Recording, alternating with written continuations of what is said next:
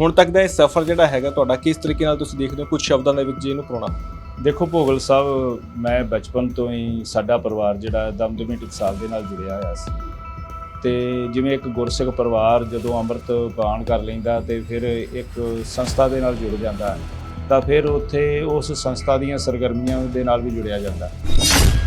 ਸੋ ਇੱਕ ਸਮਾਂ ਆ ਗਿਆ ਜਦੋਂ 1984 ਜੂਨ 1984 ਦਾ, ਤੇ ਉਸ ਵਕਤ ਮੇਰੀ ਉਮਰ ਜਿਹੜੀ ਹੈ 12-14 ਸਾਲ ਦੇ ਕਰੀਬ ਸਮਾਂ ਜਿਹੜਾ ਸੀ, ਤੇ ਇਹ ਇੱਕ ਬਚਪਨ ਦਾ ਸਮਾਂ ਸੀ। 8ਵੀਂ-9ਵੀਂ ਕਲਾਸ ਦੇ ਵਿੱਚ ਉਸ ਵਕਤ ਪੜ੍ਹ ਰਿਹਾ ਸੀ।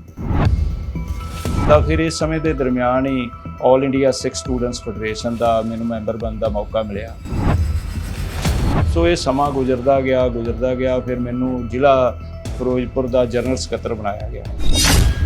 ਆਪਾਂ ਮੈਨੂੰ ਲੱਗਦਾ ਇੱਕ ਪੱਖ ਅੱਗੇ ਆ ਗਏ। ਇਹਦੇ ਵਿੱਚ ਸਭ ਤੋਂ ਪਹਿਲਾ ਪੱਖ ਇਹ ਸੀਗਾ ਕਿ ਤੁਹਾਡਾ ਬਚਪਨ ਫਿਰ ਸਾਰਾ ਮਖੂ ਦੇ ਵਿੱਚ ਵਿਚਰਿਆ ਤੇ ਪੜ੍ਹਾਈ ਤੁਹਾਡੀ ਮੇਰਾ ਪੀਰ ਮੁਹੰਮਦ ਤੋਂ ਬਾਅਦ ਗੁਰੂ ਨਾਨਕ ਕਾਲਜ ਮੋਗਾ, ਕਿਉਂਕਿ ਜਿਹੜਾ ਇਹ ਹਾਈ ਸਕੂਲ ਸੀ ਸਾਡਾ ਪੀਰ ਮੁਹੰਮਦ ਦਾ, ਫਿਰ ਗੁਰੂ ਨਾਨਕ ਕਾਲਜ ਮੋਗਾ ਤੋਂ ਫਿਰ ਉਸ ਤੋਂ ਬਾਅਦ ਜੇਲ੍ਹ ਦੇ ਵਿੱਚ ਵੀ ਪੜ੍ਹਾਈ ਜਿਹੜੀ ਕਰਨ ਦਾ ਮੌਕਾ ਮਿਲਿਆ, ਕਿਉਂਕਿ ਲਗਾਤਾਰ ਤਕਰੀਬਨ ਮੈਨੂੰ 3.5 ਸਾਲ ਜੇਲ੍ਹ ਦੇ ਵਿੱਚ ਫਿਰੋਜ਼ਪੁਰ, ਫਰੀਦਕੋਟ, ਅਲੱਗ-ਅਲੱਗ ਜੇਲ੍ਹਾਂ ਦੇ ਵਿੱਚ ਵੀ ਜਿਹੜਾ ਜਾਣਾ ਪਿਆ। ਪੀਰ ਮੁਹੰਮਦ ਫਿਰ ਪਿੰਡ ਕਰਕੇ ਲੱਗਾ ਨਾ? ਦੇਖੋ ਇਸ ਤਰ੍ਹਾਂ ਸੀ ਕਿ ਸਾਡਾ ਪਿੰਡ ਜਿਹੜਾ ਮੁਹੰਮਦਨ ਏਰੀਆ ਸਾਰਾ, ਪੀਰ ਮੁਹੰਮਦ, ਮਲੰਗ ਸ਼ਾਹ ਵਾਲਾ ਕੋਟ, ਈਸੇ ਖਾਂ, ਸ਼ਾਹ ਅਬੂ ਬੋਕਰ, ਧਰਮਕੋਟ, ਇਹ ਜਿੰਨੇ ਸੀ ਇਹ ਸਾਰਾ ਮੁਹੰਮਦਨ ਏਰੀਆ ਸੀ ਜਦੋਂ ਭਾਰਤ ਤੇ ਪਾਕਿਸਤਾਨ ਇੱਕ ਸਨ।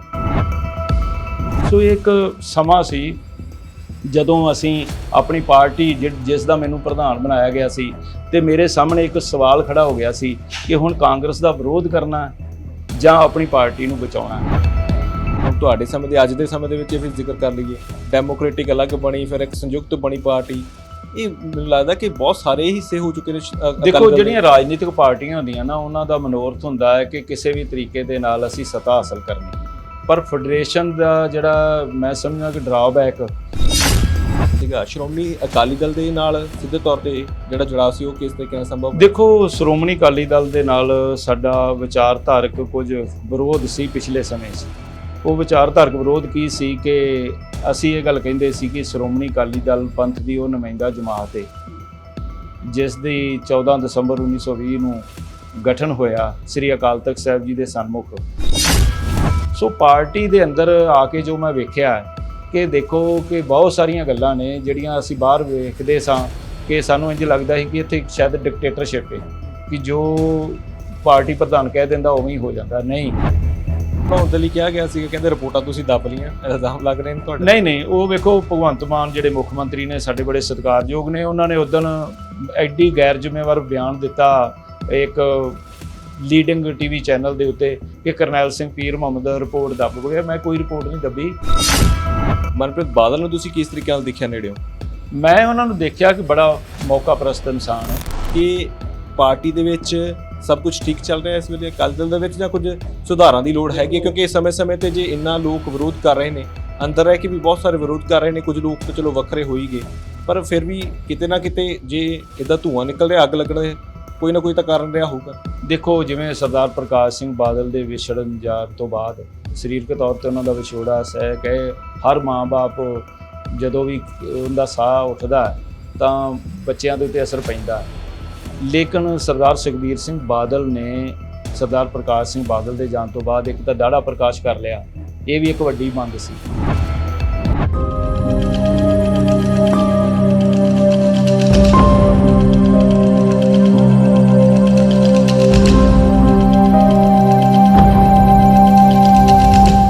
ਸਤਿ ਸ਼੍ਰੀ ਅਕਾਲ ਦੋਸਤੋ, ਨਿਊਜ਼ ਓਨਲੀ ਦੇਖ ਰਹੇ ਹੋ ਤੁਸੀਂ। ਇਸ ਵਕਤ ਤੁਹਾਡੇ ਨਾਲ ਤੁਹਾਡਾ ਆਪਣਾ ਦੋਸਤ ਹਰਦੀਪ ਸਿੰਘ ਭੋਗਲ ਪ੍ਰੋਗਰਾਮ ਸਫ਼ਰ ਜ਼ਿੰਦਗੀ ਲੈ ਕੇ ਹਾਜ਼ਰ ਹਾਂ। ਦੋਸਤੋ, ਇਸ ਪ੍ਰੋਗਰਾਮ ਦੇ ਜ਼ਰੀਏ ਅਕਸਰ ਸਾਡੀ ਕੋਸ਼ਿਸ਼ ਹੁੰਦੀ ਹੈ ਕਿ ਤੁਹਾਡੇ ਰੂਬਰੂ ਇੱਕ ਅਜਿਹੀ ਸ਼ਖਸੀਅਤ ਕਰਵਾਈਏ ਜਿਹੜੀ ਇੱਕ ਲੰਮਾ ਸਫ਼ਰ ਤੈਅ ਕਰਕੇ ਇੱਕ ਮੁਕਾਮ ਤੇ ਪਹੁੰਚੀ ਹੋਈ ਹੈ, ਇਸ ਵੇਲੇ ਵੀ ਆਪਣੀਆਂ ਵੱਖ-ਵੱਖ ਥਾਵਾਂ ਤੇ ਜ਼ਿੰਮੇਵਾਰੀ ਨਿਭਾ ਰਹੀ ਹੈ। ਸਾਡੇ ਨਾਲ ਕਰਨੈਲ ਸਿੰਘ ਪੀਰ ਮੁਹੰਮਦ ਹੋਣਗੇ। ਕਰਨੈਲ ਸਿੰਘ ਪੀਰ ਮੁਹੰਮਦ ਦੇ ਅਸੀਂ ਜਿਸ ਸਫ਼ਰ ਦੀ ਗੱਲ ਕਰੀਏ ਤਾਂ ਵੱਖ-ਵੱਖ ਪੜਾਵਾਂ ਦੇ ਵਿੱਚੋਂ, ਕਿਉਂਕਿ ਸਟੂਡੈਂਟ ਪੋਲਿਟਿਕਸ ਜਿਹੜੀ ਹੁੰਦੀ ਹੈ ਉਸ ਤੋਂ ਹੁੰਦੇ ਹੋਏ ਤਾਂ ਕਿਸ ਤਰੀਕੇ ਨਾਲ ਮੇਨ ਸਟ੍ਰੀਮ ਪੋਲਿਟਿਕਸ ਦੇ ਵਿੱਚ ਹੈ, ਜਾਂ ਕਿਸ ਤਰੀਕੇ ਨਾਲ ਪੰਥਕ ਜਿਹੜੇ ਸਫਾਵਾਂ ਦੇ ਵਿੱਚ ਜਾ ਕੇ ਇਹਨਾਂ ਦੀ ਰਾਜਨੀਤਿਕ ਛਵੀ ਹੈਗੀ ਆ, ਤਾਂ ਇੱਕ ਇਹਨਾਂ ਦਾ ਇੱਕ ਸਫ਼ਰ ਰਿਹਾ, ਉਸ ਬਾਰੇ ਚਰਚਾ ਕਰਾਂਗੇ, ਸਮਝਾਂਗੇ ਕਿ ਹੁਣ ਤੱਕ ਦਾ ਇਹ ਸਫ਼ਰ ਕਿਸ ਤਰੀਕੇ ਨਾਲ ਇਹਨਾਂ ਦਾ ਰਿਹਾ ਹੈਗਾ। ਕਰਨੈਲ ਜੀ ਬਹੁਤ ਬਹੁਤ ਸਵਾਗਤ ਤੁਹਾਡਾ। ਖਾਲਸਾ ਵਾਹਿਗੁਰੂ ਜੀ ਫਤਿਹ ਜੀ। ਕਰਨੈਲ ਸਿੰਘ ਜੀ, ਜੇ ਤੁਹਾਡੇ ਹੁਣ ਤੱਕ ਦੇ ਸਫ਼ਰ ਦੀ ਗੱਲ ਕਰੀਏ, ਬਹੁਤ ਸਾਰੇ ਉਤਾਰ ਚੜ੍ਹਾਅ, ਵੱਖ-ਵੱਖ ਪਾਰਟੀਆਂ, ਪਰ ਇੱਕ ਜ਼ਿੰਮੇਵਾਰੀ ਇੱਕੋ ਹੀ ਕਿ ਕਿਹੜੇ ਮਸਲੇ ਜਿਹੜੇ ਨੇ ਸਿੱਖ ਪੰਥ ਦੇ ਦਰਪੇਸ਼ ਉਹਨਾਂ ਦੀ ਤਰਜਮਾਨੀ ਹੋਵੇ। ਹੁਣ ਤੱਕ ਦਾ ਇਹ ਸਫ਼ਰ ਜਿਹੜਾ ਹੈਗਾ ਤੁਹਾਡਾ, ਕਿਸ ਤਰੀਕੇ ਨਾਲ ਤੁਸੀਂ ਦੇਖਦੇ ਹੋ, ਕੁਝ ਸ਼ਬਦਾਂ ਦੇ ਵਿੱਚ ਜੇ ਇਹਨੂੰ ਪਰੋਣਾ ਹੋ?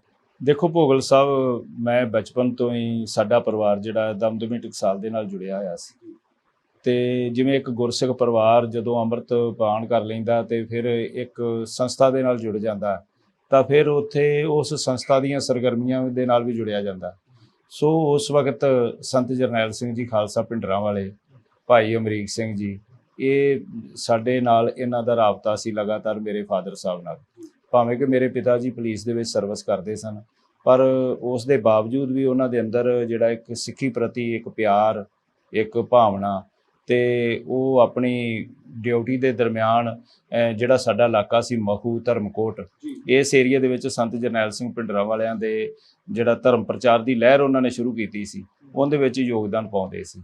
ਸੋ ਇੱਕ ਸਮਾਂ ਆ ਗਿਆ ਜਦੋਂ 1984 ਜੂਨ 1984 ਦਾ, ਤੇ ਉਸ ਵਕਤ ਮੇਰੀ ਉਮਰ ਜਿਹੜੀ ਹੈ 12-14 ਸਾਲ ਦੇ ਕਰੀਬ ਸਮਾਂ ਜਿਹੜਾ ਸੀ, ਤੇ ਇਹ ਇੱਕ ਬਚਪਨ ਦਾ ਸਮਾਂ ਸੀ। 8ਵੀਂ 9ਵੀਂ ਕਲਾਸ ਦੇ ਵਿੱਚ ਉਸ ਵਕਤ ਪੜ੍ਹ ਰਿਹਾ ਸੀ।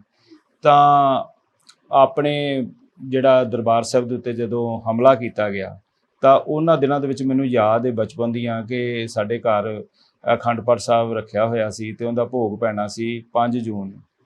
ਸੋ 5 ਜੂਨ 1984 ਨੂੰ ਉੱਧਰ ਦਰਬਾਰ ਸਾਹਿਬ 'ਤੇ ਹਮਲਾ ਹੋ ਜਾਂਦਾ, ਉੱਧਰ ਘਰ ਦੇ ਵਿੱਚ ਅਖੰਡ ਪਾਠ ਸਾਹਿਬ ਦੇ ਭੋਗ ਪਾ ਰਹੇ ਨੇ। ਤਾਂ ਉਦੋਂ ਇੱਕੋ ਜਿਹੜਾ ਰੇਡੀਓ ਸੀ BBC ਲੰਡਨ, ਉਹਦੀਆਂ ਜਿਹੜੀਆਂ ਖਬਰਾਂ ਸਨ ਉਹਨਾਂ ਨੂੰ ਸੁਣਿਆ ਜਾਂਦਾ ਸੀ। ਸੋ ਪਿਤਾ ਜੀ ਨੇ ਜਦੋਂ ਖਬਰ ਉਹਦੇ ਉੱਪਰ ਸੁਣੀ ਤੇ ਉਹ ਬਹੁਤ ਉਹਨਾਂ ਨੂੰ ਇੱਕ ਮਨ ਨੂੰ ਠੇਸ ਪਹੁੰਚੀ, ਪਰਿਵਾਰ ਦੇ ਵਿੱਚ ਵੀ ਇੱਕ ਗੱਲ ਦਾ ਇੱਕ ਗਮੀ ਜੀ ਆ ਗਈ। ਤਾਂ ਉਹ ਫਿਰ ਕਹਿਣ ਕਿ ਮੈਂ ਤਾਂ ਉੱਥੇ ਜਾਣਾ ਦਰਬਾਰ ਸਾਹਿਬ, ਮੈਂ ਅੱਜ ਤੋਂ ਬਾਅਦ ਨੌਕਰੀ ਨਹੀਂ ਕਰਨੀ। ਲੇਕਿਨ ਫਿਰ ਜੋ ਸਾਡੇ ਪਰਿਵਾਰ ਦੇ ਪਿੰਡ ਦੇ ਜਿਹੜੇ ਲੋਕ ਸਨ ਉਹਨਾਂ ਨੇ ਗੱਲ ਕਹੀ ਕਿ ਆਪਣੇ ਇੰਜ ਕੀਤਿਆਂ ਕੁਝ ਨਹੀਂ ਹੋਣਾ। ਤੇ ਉਹ ਜਿਹੜੀ ਰੰਗਤ ਸੀ ਉਹਨਾਂ ਦਿਨਾਂ ਦੇ ਵਿੱਚ ਲਗਾਤਾਰ ਇੱਕ ਇਹੋ ਜਿਹਾ ਮਾਹੌਲ ਬਣਿਆ ਹੋਇਆ ਸੀ ਕਿ ਜਥੇ ਜਿਹੜੇ ਆ ਦਰਬਾਰ ਸਾਹਿਬ ਨੂੰ ਜਾਣ। ਸੋ ਮੈਨੂੰ ਜਿਹੜੇ ਬਾਪੂ ਸ਼ਿੰਗਾਰਾ ਸਿੰਘ ਸਨ ਸਾਡੇ ਪਿੰਡ ਦੇ ਵਿੱਚ, ਸੰਤ ਕਰਤਾਰ ਸਿੰਘ ਜੀ ਜਿਹੜੇ ਸੱਚਖੰਡ ਵਾਸੀ ਨੇ ਭਿੰਡਰਾਂ ਵਾਲੇ, ਉਹਨਾਂ ਦੇ ਉਹ ਭਰਾ ਲੱਗਦੇ ਸਨ ਸ਼ਰੀਕੇ ਦੇ ਵਿੱਚੋਂ। ਤੇ ਉਹ ਕਹਿੰਦੇ ਕਿ ਆਪਾਂ ਇੱਕ ਜਥਾ ਲੈ ਕੇ ਜਾਣਾ। ਉਹਨਾਂ ਨੇ ਸਪੀਕਰ 'ਚ ਆਵਾਜ਼ ਦਵਾਈ। ਸੋ ਉਸ ਜਥੇ ਦੇ ਵਿੱਚ ਮੈਨੂੰ ਜਾਣ ਦਾ ਮੌਕਾ ਮਿਲਿਆ। ਸੋ ਅਸੀਂ ਜੋ ਸਾਡਾ ਮੰਡ ਖੇਤਰ ਹੈ ਹਰੀਕੇ ਹੈਡ ਵਰਕਸ, ਅਸੀਂ ਉਹ ਸਰਕੰਡੇ ਦੇ ਵਿੱਚ ਲੰਘੇ। ਅੱਗੇ ਉਹ ਕਹਿਣ ਕਿ ਜਿਹੜੀਆਂ ਤਾਰਾਂ ਲੱਗੀਆਂ ਹੋਈਆਂ ਨੇ ਕਰੰਟ ਵਾਲੀਆਂ, ਅੱਗੇ ਨਾ ਜਾਇਓ। ਸੋ ਅਸੀਂ ਘੁੰਮਦੇ ਰਹੇ 2-3 ਦਿਨ ਉਸ ਏਰੀਏ ਦੇ ਵਿੱਚ। ਤਾਂ ਫਿਰ ਉੱਥੋਂ ਸਾਨੂੰ ਨਹੀਂ ਜਾਣ ਦਿੱਤਾ ਗਿਆ, ਅਸੀਂ ਵਾਪਸ ਆ ਗਏ। ਤਾਂ ਫਿਰ ਇਸ ਸਮੇਂ ਦੇ ਦਰਮਿਆਨ ਹੀ ਆਲ ਇੰਡੀਆ ਸਿੱਖ ਸਟੂਡੈਂਟਸ ਫੈਡਰੇਸ਼ਨ ਦਾ ਮੈਨੂੰ ਮੈਂਬਰ ਬਣਨ ਦਾ ਮੌਕਾ ਮਿਲਿਆ। ਤੇ ਮੈਂ ਫੈਡਰੇਸ਼ਨ ਦਾ ਮੈਂਬਰ ਬਣਨ ਲਈ ਕਈ ਦਿਨ ਭੱਜ ਦੌੜ ਕਰਦਾ ਰਿਹਾ ਕਿ ਮੈਨੂੰ ਮੈਂਬਰਸ਼ਿਪ ਕਿਵੇਂ ਮਿਲੇ। ਸੋ ਮੈਂ ਸਰਦਾਰ ਕੁਲਦੀਪ ਸਿੰਘ ਕੜਿਆਲ ਨੇ ਹੁਣ ਕੈਨੇਡਾ ਦੇ ਵਿੱਚ ਚਲੇ ਗਿਆ, ਇੱਕ ਸਰਦਾਰ ਗੁਰਬਿੰਦਰ ਸਿੰਘ ਗਿੱਲ ਸਭਰਾ ਨੇ, ਮੈਂ ਉਹਨਾਂ ਨੂੰ ਸੰਪਰਕ ਕੀਤਾ। ਤਾਂ ਉਹ ਫਿਰ ਮੈਂ ਜਾ ਕੇ ਸਭਰਾਵਾਂ, ਜਿੱਥੇ ਬਾਬਾ ਸ਼ਾਮ ਸਿੰਘ ਅਟਾਰੀ ਵਾਲੇ ਨੇ ਦਾ ਸਥਾਨ ਹੈ, ਉੱਥੇ ਜਾ ਕੇ ਫਿਰ ਮੈਂ ਮੈਂਬਰਸ਼ਿਪ ਲਈ ਆਲ ਇੰਡੀਆ ਸਿੱਖ ਸਟੂਡੈਂਟਸ ਫੈਡਰੇਸ਼ਨ ਦੀ। ਮੈਨੂੰ ਸਰਕਲ ਮਹੂ ਦਾ ਜਨਰਲ ਸਕੱਤਰ ਬਣਾ ਦਿੱਤਾ ਗਿਆ। ਪਰ ਥੋੜ੍ਹੇ ਦਿਨਾਂ ਬਾਅਦ ਹੀ ਇੱਕ ਘਟਨਾ ਵਾਪਰੀ। ਉਸ ਘਟਨਾ ਦੇ ਵਿੱਚ ਕੁਝ ਬੰਦੇ ਜਿਹੜੇ ਸਨ ਸ਼ਰਾਬ ਪੀ ਰਹੇ ਸਨ, ਉਹਨਾਂ ਨੂੰ ਕੋਈ ਮਾਰ ਗਿਆ। ਤਾਂ ਉਹ ਜਿਹੜਾ ਸਾਡੇ ਉੱਪਰ ਉਹਨਾਂ ਨੇ, ਜਾਣੀ ਕਿ ਜਿੰਨੇ ਵੀ ਫੈਡਰੇਸ਼ਨ ਵਾਲੇ ਸਨ ਉਹਨਾਂ ਨੂੰ ਉਹਨਾਂ ਨੇ ਪੁਲਿਸ ਨੇ ਫੜੋ ਫੜੀ ਕਰਨੀ ਸ਼ੁਰੂ ਕਰ ਦਿੱਤੀ। ਤਾਂ ਉਸ ਫੜੋ ਫੜੀ ਦੇ ਵਿੱਚ ਮੈਨੂੰ ਵੀ ਉਹ ਮਹੂ ਥਾਣੇ ਵਿੱਚ ਲੈ ਗਏ। ਸੋ ਕੁਝ ਦਿਨ ਉੱਥੇ ਰੱਖਣ ਤੋਂ ਬਾਅਦ ਉਹਨਾਂ ਨੇ, ਜਦੋਂ ਸਾਡਾ ਕੋਈ ਕਸੂਰ ਹੀ ਨਹੀਂ ਸੀ, ਸਾਨੂੰ ਛੱਡ ਦਿੱਤਾ। ਪਰ ਸਾਡਾ ਨਾਮ ਹਿਸਟਰੀ 'ਚ ਆ ਗਿਆ, ਪਰਿਵਾਰ ਦੇ ਮੈਂਬਰਾਂ ਦਾ, ਰਿਸ਼ਤੇਦਾਰਾਂ ਦਾ, ਸਾਰਿਆਂ ਦੇ ਨਾਮ ਨੂੰ ਉਹਨਾਂ ਦੇ ਵਿੱਚ ਉਹਨਾਂ ਨੇ ਸ਼ਾਮਲ ਕਰਨੇ ਸ਼ੁਰੂ ਕਰ ਦਿੱਤੇ। ਫਿਰ ਜਦੋਂ ਵੀ ਕੋਈ ਘਟਨਾਕ੍ਰਮ ਹੋਣਾ ਜਾਂ ਕਿਤੇ ਵੀ ਕੋਈ ਗੱਲਬਾਤ ਹੋਣੀ, ਤਾਂ ਉਹਨਾਂ ਨੇ ਸਾਨੂੰ ਧਰ ਪਕੜ ਕਰਨੀ ਸ਼ੁਰੂ ਕਰ ਦੇਣੀ। ਸੋ ਇਹ ਸਮਾਂ ਗੁਜ਼ਰਦਾ ਗਿਆ। ਫਿਰ ਮੈਨੂੰ ਜ਼ਿਲ੍ਹਾ ਫਿਰੋਜ਼ਪੁਰ ਦਾ ਜਨਰਲ ਸਕੱਤਰ ਬਣਾਇਆ ਗਿਆ। ਔਰ ਸਾਡੇ ਫੈਡਰੇਸ਼ਨ ਦੇ ਉਸ ਵੇਲੇ ਦੇ ਪ੍ਰਧਾਨ ਭਾਈ ਮਨਜੀਤ ਸਿੰਘ, ਜਿਹੜੇ ਅਮਰਸ਼ੀਤ ਭਾਈ ਅਮਰੀਕ ਸਿੰਘ ਦੇ ਭਰਾ ਨੇ, ਉਹ ਸਾਡੇ ਪ੍ਰਧਾਨ ਸਨ। ਉਹਨਾਂ ਨੇ ਫਿਰ ਮੈਨੂੰ ਜਨਰਲ ਸਕੱਤਰ ਬਣਾਇਆ। ਫਿਰ ਇੱਕ ਸਮਾਂ ਆਇਆ ਕਿ ਜਦੋਂ ਮੈਨੂੰ ਐਕਟਿੰਗ ਪ੍ਰਧਾਨ ਬਣਾਇਆ ਗਿਆ ਜ਼ਿਲ੍ਹਾ ਫਿਰੋਜ਼ਪੁਰ ਦਾ। ਫਿਰ ਜ਼ਿਲ੍ਹਾ ਪ੍ਰਧਾਨ ਬਣਾਇਆ ਗਿਆ। ਫਿਰ ਮੀਤ ਪ੍ਰਧਾਨ ਬਣਾਇਆ ਗਿਆ। ਫਿਰ ਪਾਰਟੀ ਦਾ ਸਕੱਤਰ ਜਨਰਲ ਜਿਹੜੇ ਹਲਕਾ ਪੱਟੀ ਤੋਂ ਆਪਣੇ MLA ਰਹਿ ਚੁੱਕੇ ਨੇ ਹਰਮਿੰਦਰ ਸਿੰਘ ਗਿੱਲ, ਤੇ ਅਸਾਂ ਇਕੱਠਿਆਂ 20-22 ਸਾਲ ਫੈਡਰੇਸ਼ਨ ਦੇ ਵਿੱਚ ਇਕੱਠਿਆਂ ਸੇਵਾ ਕੀਤੀ। ਸੋ ਉਹਨਾਂ ਦੇ ਨਾਲ ਉਹ ਪਹਿਲਾਂ ਪ੍ਰਧਾਨ ਸਨ ਤੇ ਮੈਂ ਉਹਨਾਂ ਦੇ ਨਾਲ ਪਹਿਲਾਂ ਸੀਨੀਅਰ ਮੀਤ ਪ੍ਰਧਾਨ, ਫਿਰ ਸਕੱਤਰ ਜਨਰਲ ਦੀਆਂ ਸੇਵਾਵਾਂ ਨਿਭਾਈਆਂ। ਸੋ ਇੱਕ ਸਮਾਂ ਆਇਆ 19 ਜਨਵਰੀ 1995 ਦਾ, ਜਦੋਂ ਫੈਡਰੇਸ਼ਨਾਂ ਦੇ ਸਾਰੇ ਗਰੁੱਪਾਂ ਨੂੰ ਇਕੱਠਿਆਂ ਕੀਤਾ ਗਿਆ ਔਰ ਉਸ ਵੇਲੇ ਦੇ ਕਾਰਜਕਾਰੀ ਜਥੇਦਾਰ ਸਿੰਘ ਸਾਹਿਬ ਪ੍ਰੋਫੈਸਰ ਮਨਜੀਤ ਸਿੰਘ ਜੀ ਤੇ ਗਿਆਨੀ ਤਰਲੋਚਨ ਸਿੰਘ ਜੀ, ਜਿਹੜੇ ਸਾਡੇ ਵਿੱਚੋਂ ਵਿਛੜ ਚੁੱਕੇ ਨੇ, ਕੇਸਗੜ੍ਹ ਸਾਹਿਬ ਦੇ ਜਥੇਦਾਰ, ਇਸੇ ਤਰ੍ਹਾਂ ਗਿਆਨੀ ਗੁਰਬਚਨ ਸਿੰਘ ਉਹ ਗ੍ਰੰਥੀ ਸਨ ਦਰਬਾਰ ਸਾਹਿਬ ਦੇ। ਸੋ ਜਿਹੜੇ ਪ੍ਰੋਫੈਸਰ ਮਨਜੀਤ ਸਿੰਘ ਸਨ ਉਹ ਨਾਲ ਤਖਤ ਦਮਦਮਾ ਸਾਹਿਬ ਤਲਵੰਡੀ ਸਾਬੋ ਦੇ ਵੀ ਜਥੇਦਾਰ ਸਨ। ਸੋ ਪੰਜਵੇਂ ਜਥੇਦਾਰ ਜਿਹੜੇ ਸਨ ਹਜੂਰ ਸਾਹਿਬ ਤੋਂ, ਉਹਨਾਂ ਪੰਜਾਂ ਸਿੰਘ ਸਾਹਿਬਾਨਾਂ ਨੇ ਫੈਡਰੇਸ਼ਨ ਦੇ ਏਕਤਾ ਵਾਸਤੇ ਕਾਫੀ ਯਤਨ ਕੀਤੇ ਤੇ ਅਖੀਰ ਵਿੱਚ ਮੈਨੂੰ ਸਰਬਸੰਮਤੀ ਨਾਲ ਫੈਡਰੇਸ਼ਨ ਦਾ ਪ੍ਰਧਾਨ ਬਣਾ ਦਿੱਤਾ ਗਿਆ। ਜਿੰਨੇ ਵੀ ਗਰੁੱਪ ਸਨ ਉਹਨਾਂ ਨੂੰ ਸਾਰਿਆਂ ਨੂੰ ਭੰਗ ਕਰ ਦਿੱਤਾ ਗਿਆ। ਸੋ ਲੰਮਾ ਸਮਾਂ ਫਿਰ ਫੈਡਰੇਸ਼ਨ ਦੇ ਪਲੇਟਫਾਰਮ ਤੋਂ ਆਪਾਂ ਮੈਨੂੰ ਲੱਗਦਾ ਇੱਕ ਪੱਖ ਅੱਗੇ ਆ ਗਏ। ਇਹਦੇ ਵਿੱਚ ਸਭ ਤੋਂ ਪਹਿਲਾ ਪੱਖ ਇਹ ਸੀਗਾ ਕਿ ਤੁਹਾਡਾ ਬਚਪਨ ਫਿਰ ਸਾਰਾ ਮਖੂ ਦੇ ਵਿੱਚ ਵਿਚਰਿਆ ਤੇ ਪੜ੍ਹਾਈ ਤੁਹਾਡੀ ਮੇਰਾ ਪੀਰ ਮੁਹੰਮਦ ਤੋਂ ਬਾਅਦ ਗੁਰੂ ਨਾਨਕ ਕਾਲਜ ਮੋਗਾ, ਕਿਉਂਕਿ ਜਿਹੜਾ ਇਹ ਹਾਈ ਸਕੂਲ ਸੀ ਸਾਡਾ ਪੀਰ ਮੁਹੰਮਦ ਦਾ, ਫਿਰ ਗੁਰੂ ਨਾਨਕ ਕਾਲਜ ਮੋਗਾ ਤੋਂ, ਫਿਰ ਉਸ ਤੋਂ ਬਾਅਦ ਜੇਲ੍ਹ ਦੇ ਵਿੱਚ ਵੀ ਪੜ੍ਹਾਈ ਜਿਹੜੀ ਕਰਨ ਦਾ ਮੌਕਾ ਮਿਲਿਆ, ਕਿਉਂਕਿ ਲਗਾਤਾਰ ਤਕਰੀਬਨ ਮੈਨੂੰ 3.5 ਸਾਲ ਜੇਲ੍ਹ ਦੇ ਵਿੱਚ ਫਿਰੋਜ਼ਪੁਰ, ਫਰੀਦਕੋਟ, ਅਲੱਗ-ਅਲੱਗ ਜੇਲ੍ਹਾਂ ਦੇ ਵਿੱਚ ਵੀ ਜਿਹੜਾ ਜਾਣਾ ਪਿਆ। ਨਹੀਂ, 3.5 ਸਾਲ ਜਿਹੜਾ ਜੇਲ੍ਹ ਦੇ ਵਿੱਚ ਸਮਾਂ ਕੱਟਿਆ, ਇਹ ਕਿਉਂ ਕੱਟਣਾ ਪਿਆ ਤੁਹਾਨੂੰ? ਇਹੀ ਦੇਖੋ ਜੀ, ਇਸ ਤਰ੍ਹਾਂ ਸੀ ਕਿ ਜਿਹੜੇ ਸਾਡੇ ਨੌਜਵਾਨ ਫੜੇ ਜਾਂਦੇ ਸੀ ਤਾਂ ਉਹਨਾਂ ਦੇ ਨਾਲ ਕਿਸੇ ਨਾ ਕਿਸੇ ਰੂਪ ਦੇ ਵਿੱਚ ਜਿਹੜੀਆਂ ਸਰਗਰਮੀਆਂ ਸਨ ਫੈਡਰੇਸ਼ਨ ਦੀਆਂ, ਕਿਉਂਕਿ ਫੈਡਰੇਸ਼ਨ ਉਸ ਵਕਤ ਜਿਹੜਾ 87, 88, 99 ਦਾ ਦੌਰ ਸੀ, ਉਸ ਵਕਤ ਫੈਡਰੇਸ਼ਨ ਦਾ ਪੀਕ ਦਾ ਦੌਰ ਸੀ। ਜਿਵੇਂ ਅੱਜ ਆਮ ਆਦਮੀ ਪਾਰਟੀ ਹੈ ਨਾ, ਆਮ ਆਦਮੀ ਪਾਰਟੀ ਦਾ ਜੇ ਅੱਜ ਦਾ ਜਿਹੜਾ ਦੌਰ ਦੇਖੀਏ, ਜਿੰਦੇ ਚੋਂ 92 ਵਿਧਾਇਕ ਕਹਿੰਦੇ ਆ, ਤੇ ਜਦੋਂ ਸਾਡਾ ਦੌਰ ਸੀ 1999 ਦਾ, ਤੇ ਅਸੀਂ ਜਿਹੜੇ ਮੈਂਬਰ ਪਾਰਲੀਮੈਂਟ ਖੜੇ ਕੀਤੇ ਸੀ, ਚਾਹੇ ਸਰਦਾਰ ਸਿਮਰਜੀਤ ਸਿੰਘ ਮਾਨ, ਚਾਹੇ ਭਾਈ ਅਤਿੰਦਰਪਾਲ ਸਿੰਘ ਜਿਹੜੇ ਅੱਜ ਕੱਲ੍ਹ ਖਾਲਿਸਤਾਨੀ ਅਖਵਾਉਂਦੇ ਨੇ, ਜਾਂ ਭਾਈ ਧਿਆਨ ਸਿੰਘ ਮੰਡ, ਆਪਣੇ ਐਡਵੋਕੇਟ ਰਾਜਦੇਵ ਸਿੰਘ, ਹਾਂਜੀ, ਜਥੇਦਾਰ ਜਗਦੇਵ ਸਿੰਘ ਖੁੱਡੀਆਂ, ਬੀਬੀ ਬਿਮਲ ਕੌਰ ਖਾਲਸਾ, ਬੀਬੀ ਰਜਿੰਦਰ ਕੌਰ ਬੁਲਾਰਾ, ਇਹ ਸਾਰੇ ਜਿਹੜੇ ਆ ਫੈਡਰੇਸ਼ਨ ਦੇ ਸਹਿਯੋਗ ਦੇ ਨਾਲ, ਜਿਹੜਾ ਉਸ ਵੇਲੇ ਬਾਪੂ ਜੋਗਿੰਦਰ ਸਿੰਘ ਜੀ ਦਾ ਸ਼੍ਰੋਮਣੀ ਅਕਾਲੀ ਦਲ ਸੰਯੁਕਤ ਸੀ, ਯੂਨਾਈਟਿਡ ਅਕਾਲੀ ਦਲ ਜਿਹਨੂੰ ਕਿਹਾ ਜਾਂਦਾ ਸੀ, ਇਹ ਇੱਕ ਤਾਲਮੇਲ ਦੇ ਨਾਲ ਜਿਹੜਾ ਫੈਡਰੇਸ਼ਨ ਨੇ ਜਿਹੜੇ ਕੈਂਡੀਡੇਟ ਖੜੇ ਕੀਤੇ ਉਹ ਜਿੱਤੇ। ਸੋ ਸਾਨੂੰ ਨਾਲ ਜਿਹੜਾ ਜਦੋਂ ਵੀ ਕੋਈ ਪੁਲਿਸ ਤਸ਼ੱਦਦ ਦੀ ਕਹਾਣੀ ਜਾਂ ਸਾਨੂੰ ਜੇਲ੍ਹਾਂ ਵਿੱਚ, ਇਹ ਸਾਡੇ ਲਈ ਇੰਝ ਸੀ ਕਿ ਜਿਵੇਂ ਇੱਕ ਸਫ਼ਰ ਕਰ ਰਹੇ ਹੁੰਦੇ ਜ਼ਿੰਦਗੀ ਦਾ, ਕਿ ਜਿਵੇਂ ਮੁਸਾਫਰ ਸਫ਼ਰ ਕਰਦਾ ਨਾ, ਵੀ ਚਲੋ ਫੋਨ ਆ ਗਿਆ ਹੁਣ ਜਾਣਾ ਪੈਣਾ, ਬਸ ਉਹ ਜਾਣਾ ਪੈਣਾ। ਕਈ ਵਾਰੀ ਤਾਂ ਬਿਨਾਂ ਮਤਲਬ ਤੋਂ ਹੀ ਕੋਈ ਕ੍ਰੈਕਡਾਊਨ, ਕਿਤੇ ਕੋਈ ਗੱਲਬਾਤ ਹੋ ਗਈ ਤਾਂ ਸਾਨੂੰ ਲੈ ਜਾਂਦੇ ਸੀ। ਕਰਨੈਲ ਸਿੰਘ, ਪੀਰ ਮੁਹੰਮਦ, ਕਈਆਂ ਨੂੰ ਕਈ ਵੇਲੇ ਨਾਮ ਸੁਣ ਕੇ ਹੁੰਦਾ ਕਿ ਕਰਨੈਲ ਸਿੰਘ ਨਾਲ ਪੀਰ ਮੁਹੰਮਦ ਫਿਰ ਪਿੰਡ ਕਰਕੇ ਲੱਗਾ ਨਾ? ਦੇਖੋ, ਇਸ ਤਰ੍ਹਾਂ ਸੀ ਕਿ ਸਾਡਾ ਪਿੰਡ ਜਿਹੜਾ ਮੁਹੰਮਦਨ ਏਰੀਆ ਸਾਰਾ, ਪੀਰ ਮੁਹੰਮਦ, ਮਲੰਗ ਸ਼ਾਹ ਵਾਲਾ ਕੋਟ, ਈਸੇ ਖਾਂ, ਸ਼ਾਹ ਅਬੂ ਬੋਕਰ, ਧਰਮਕੋਟ, ਇਹ ਜਿੰਨੇ ਸੀ ਇਹ ਸਾਰਾ ਮੁਹੰਮਦਨ ਏਰੀਆ ਸੀ। ਜਦੋਂ ਭਾਰਤ ਤੇ ਪਾਕਿਸਤਾਨ ਇੱਕ ਸਨ ਤਾਂ ਇਹ ਪੂਰੇ ਪੰਜਾਬ ਜਿਹੜਾ ਜਿਹਨੂੰ ਆਪਾਂ ਮਹਾਂ ਪੰਜਾਬ ਕਹਿੰਦੇ ਆ, ਤੇ ਅੱਧਾ ਪੰਜਾਬ ਤਾਂ ਹੁਣ ਪਾਕਿਸਤਾਨ ਦੇ ਵਿੱਚ ਚਲਾ ਗਿਆ, ਤੇ ਇਹ ਸਾਰਾ ਜਾਨੀ ਇੱਕ ਸੀ ਉਦੋਂ। ਤੇ ਇੱਥੇ ਮੁਸਲਮਾਨ ਭਾਈਚਾਰਾ ਬਹੁਤ ਵੱਡੀ ਗਿਣਤੀ 'ਚ ਰਹਿੰਦਾ ਸੀ। ਫਿਰ ਜਦੋਂ ਦੇਸ਼ ਦੀ ਵੰਡ ਹੋਈ ਤਾਂ ਜਿੰਨੇ ਇੱਥੋਂ ਮੁਸਲਮਾਨ ਭਾਈਚਾਰੇ ਦੇ ਲੋਕ ਸਨ, ਉਹ ਕੋਈ ਕਸੂਰ ਚਲਾ ਗਿਆ ਕਿ ਸਾਡਾ ਵੀ ਇਲਾਕਾ ਜਿਹੜਾ ਸਾਡਾ ਪਿੰਡ ਸੀ ਸਾਨਕਾ, ਜਿਹੜਾ ਕਿ ਚੂਨਾ ਮੰਡੀ ਦੇ ਵਿੱਚ, ਤਹਿਸੀਲ ਚੂਨਾ ਮੰਡੀ, ਪਾਕਿਸਤਾਨ ਦੇ ਵਿੱਚ ਉਹ ਪਿੰਡ ਸੀ ਸਾਡਾ। ਲੇਕਿਨ ਅਸੀਂ ਉੱਥੋਂ ਆ ਕੇ ਪਾਕਾਂ, ਜਿਹੜਾ ਕਿ ਲੰਬੀ ਹਲਕੇ ਦੇ ਵਿੱਚ ਪੈ ਜਾਂਦਾ, ਅਸੀਂ ਉੱਥੇ ਚਲੇ ਗਏ ਸੀ ਮੁਕਤਸਰ ਏਰੀਏ 'ਚ।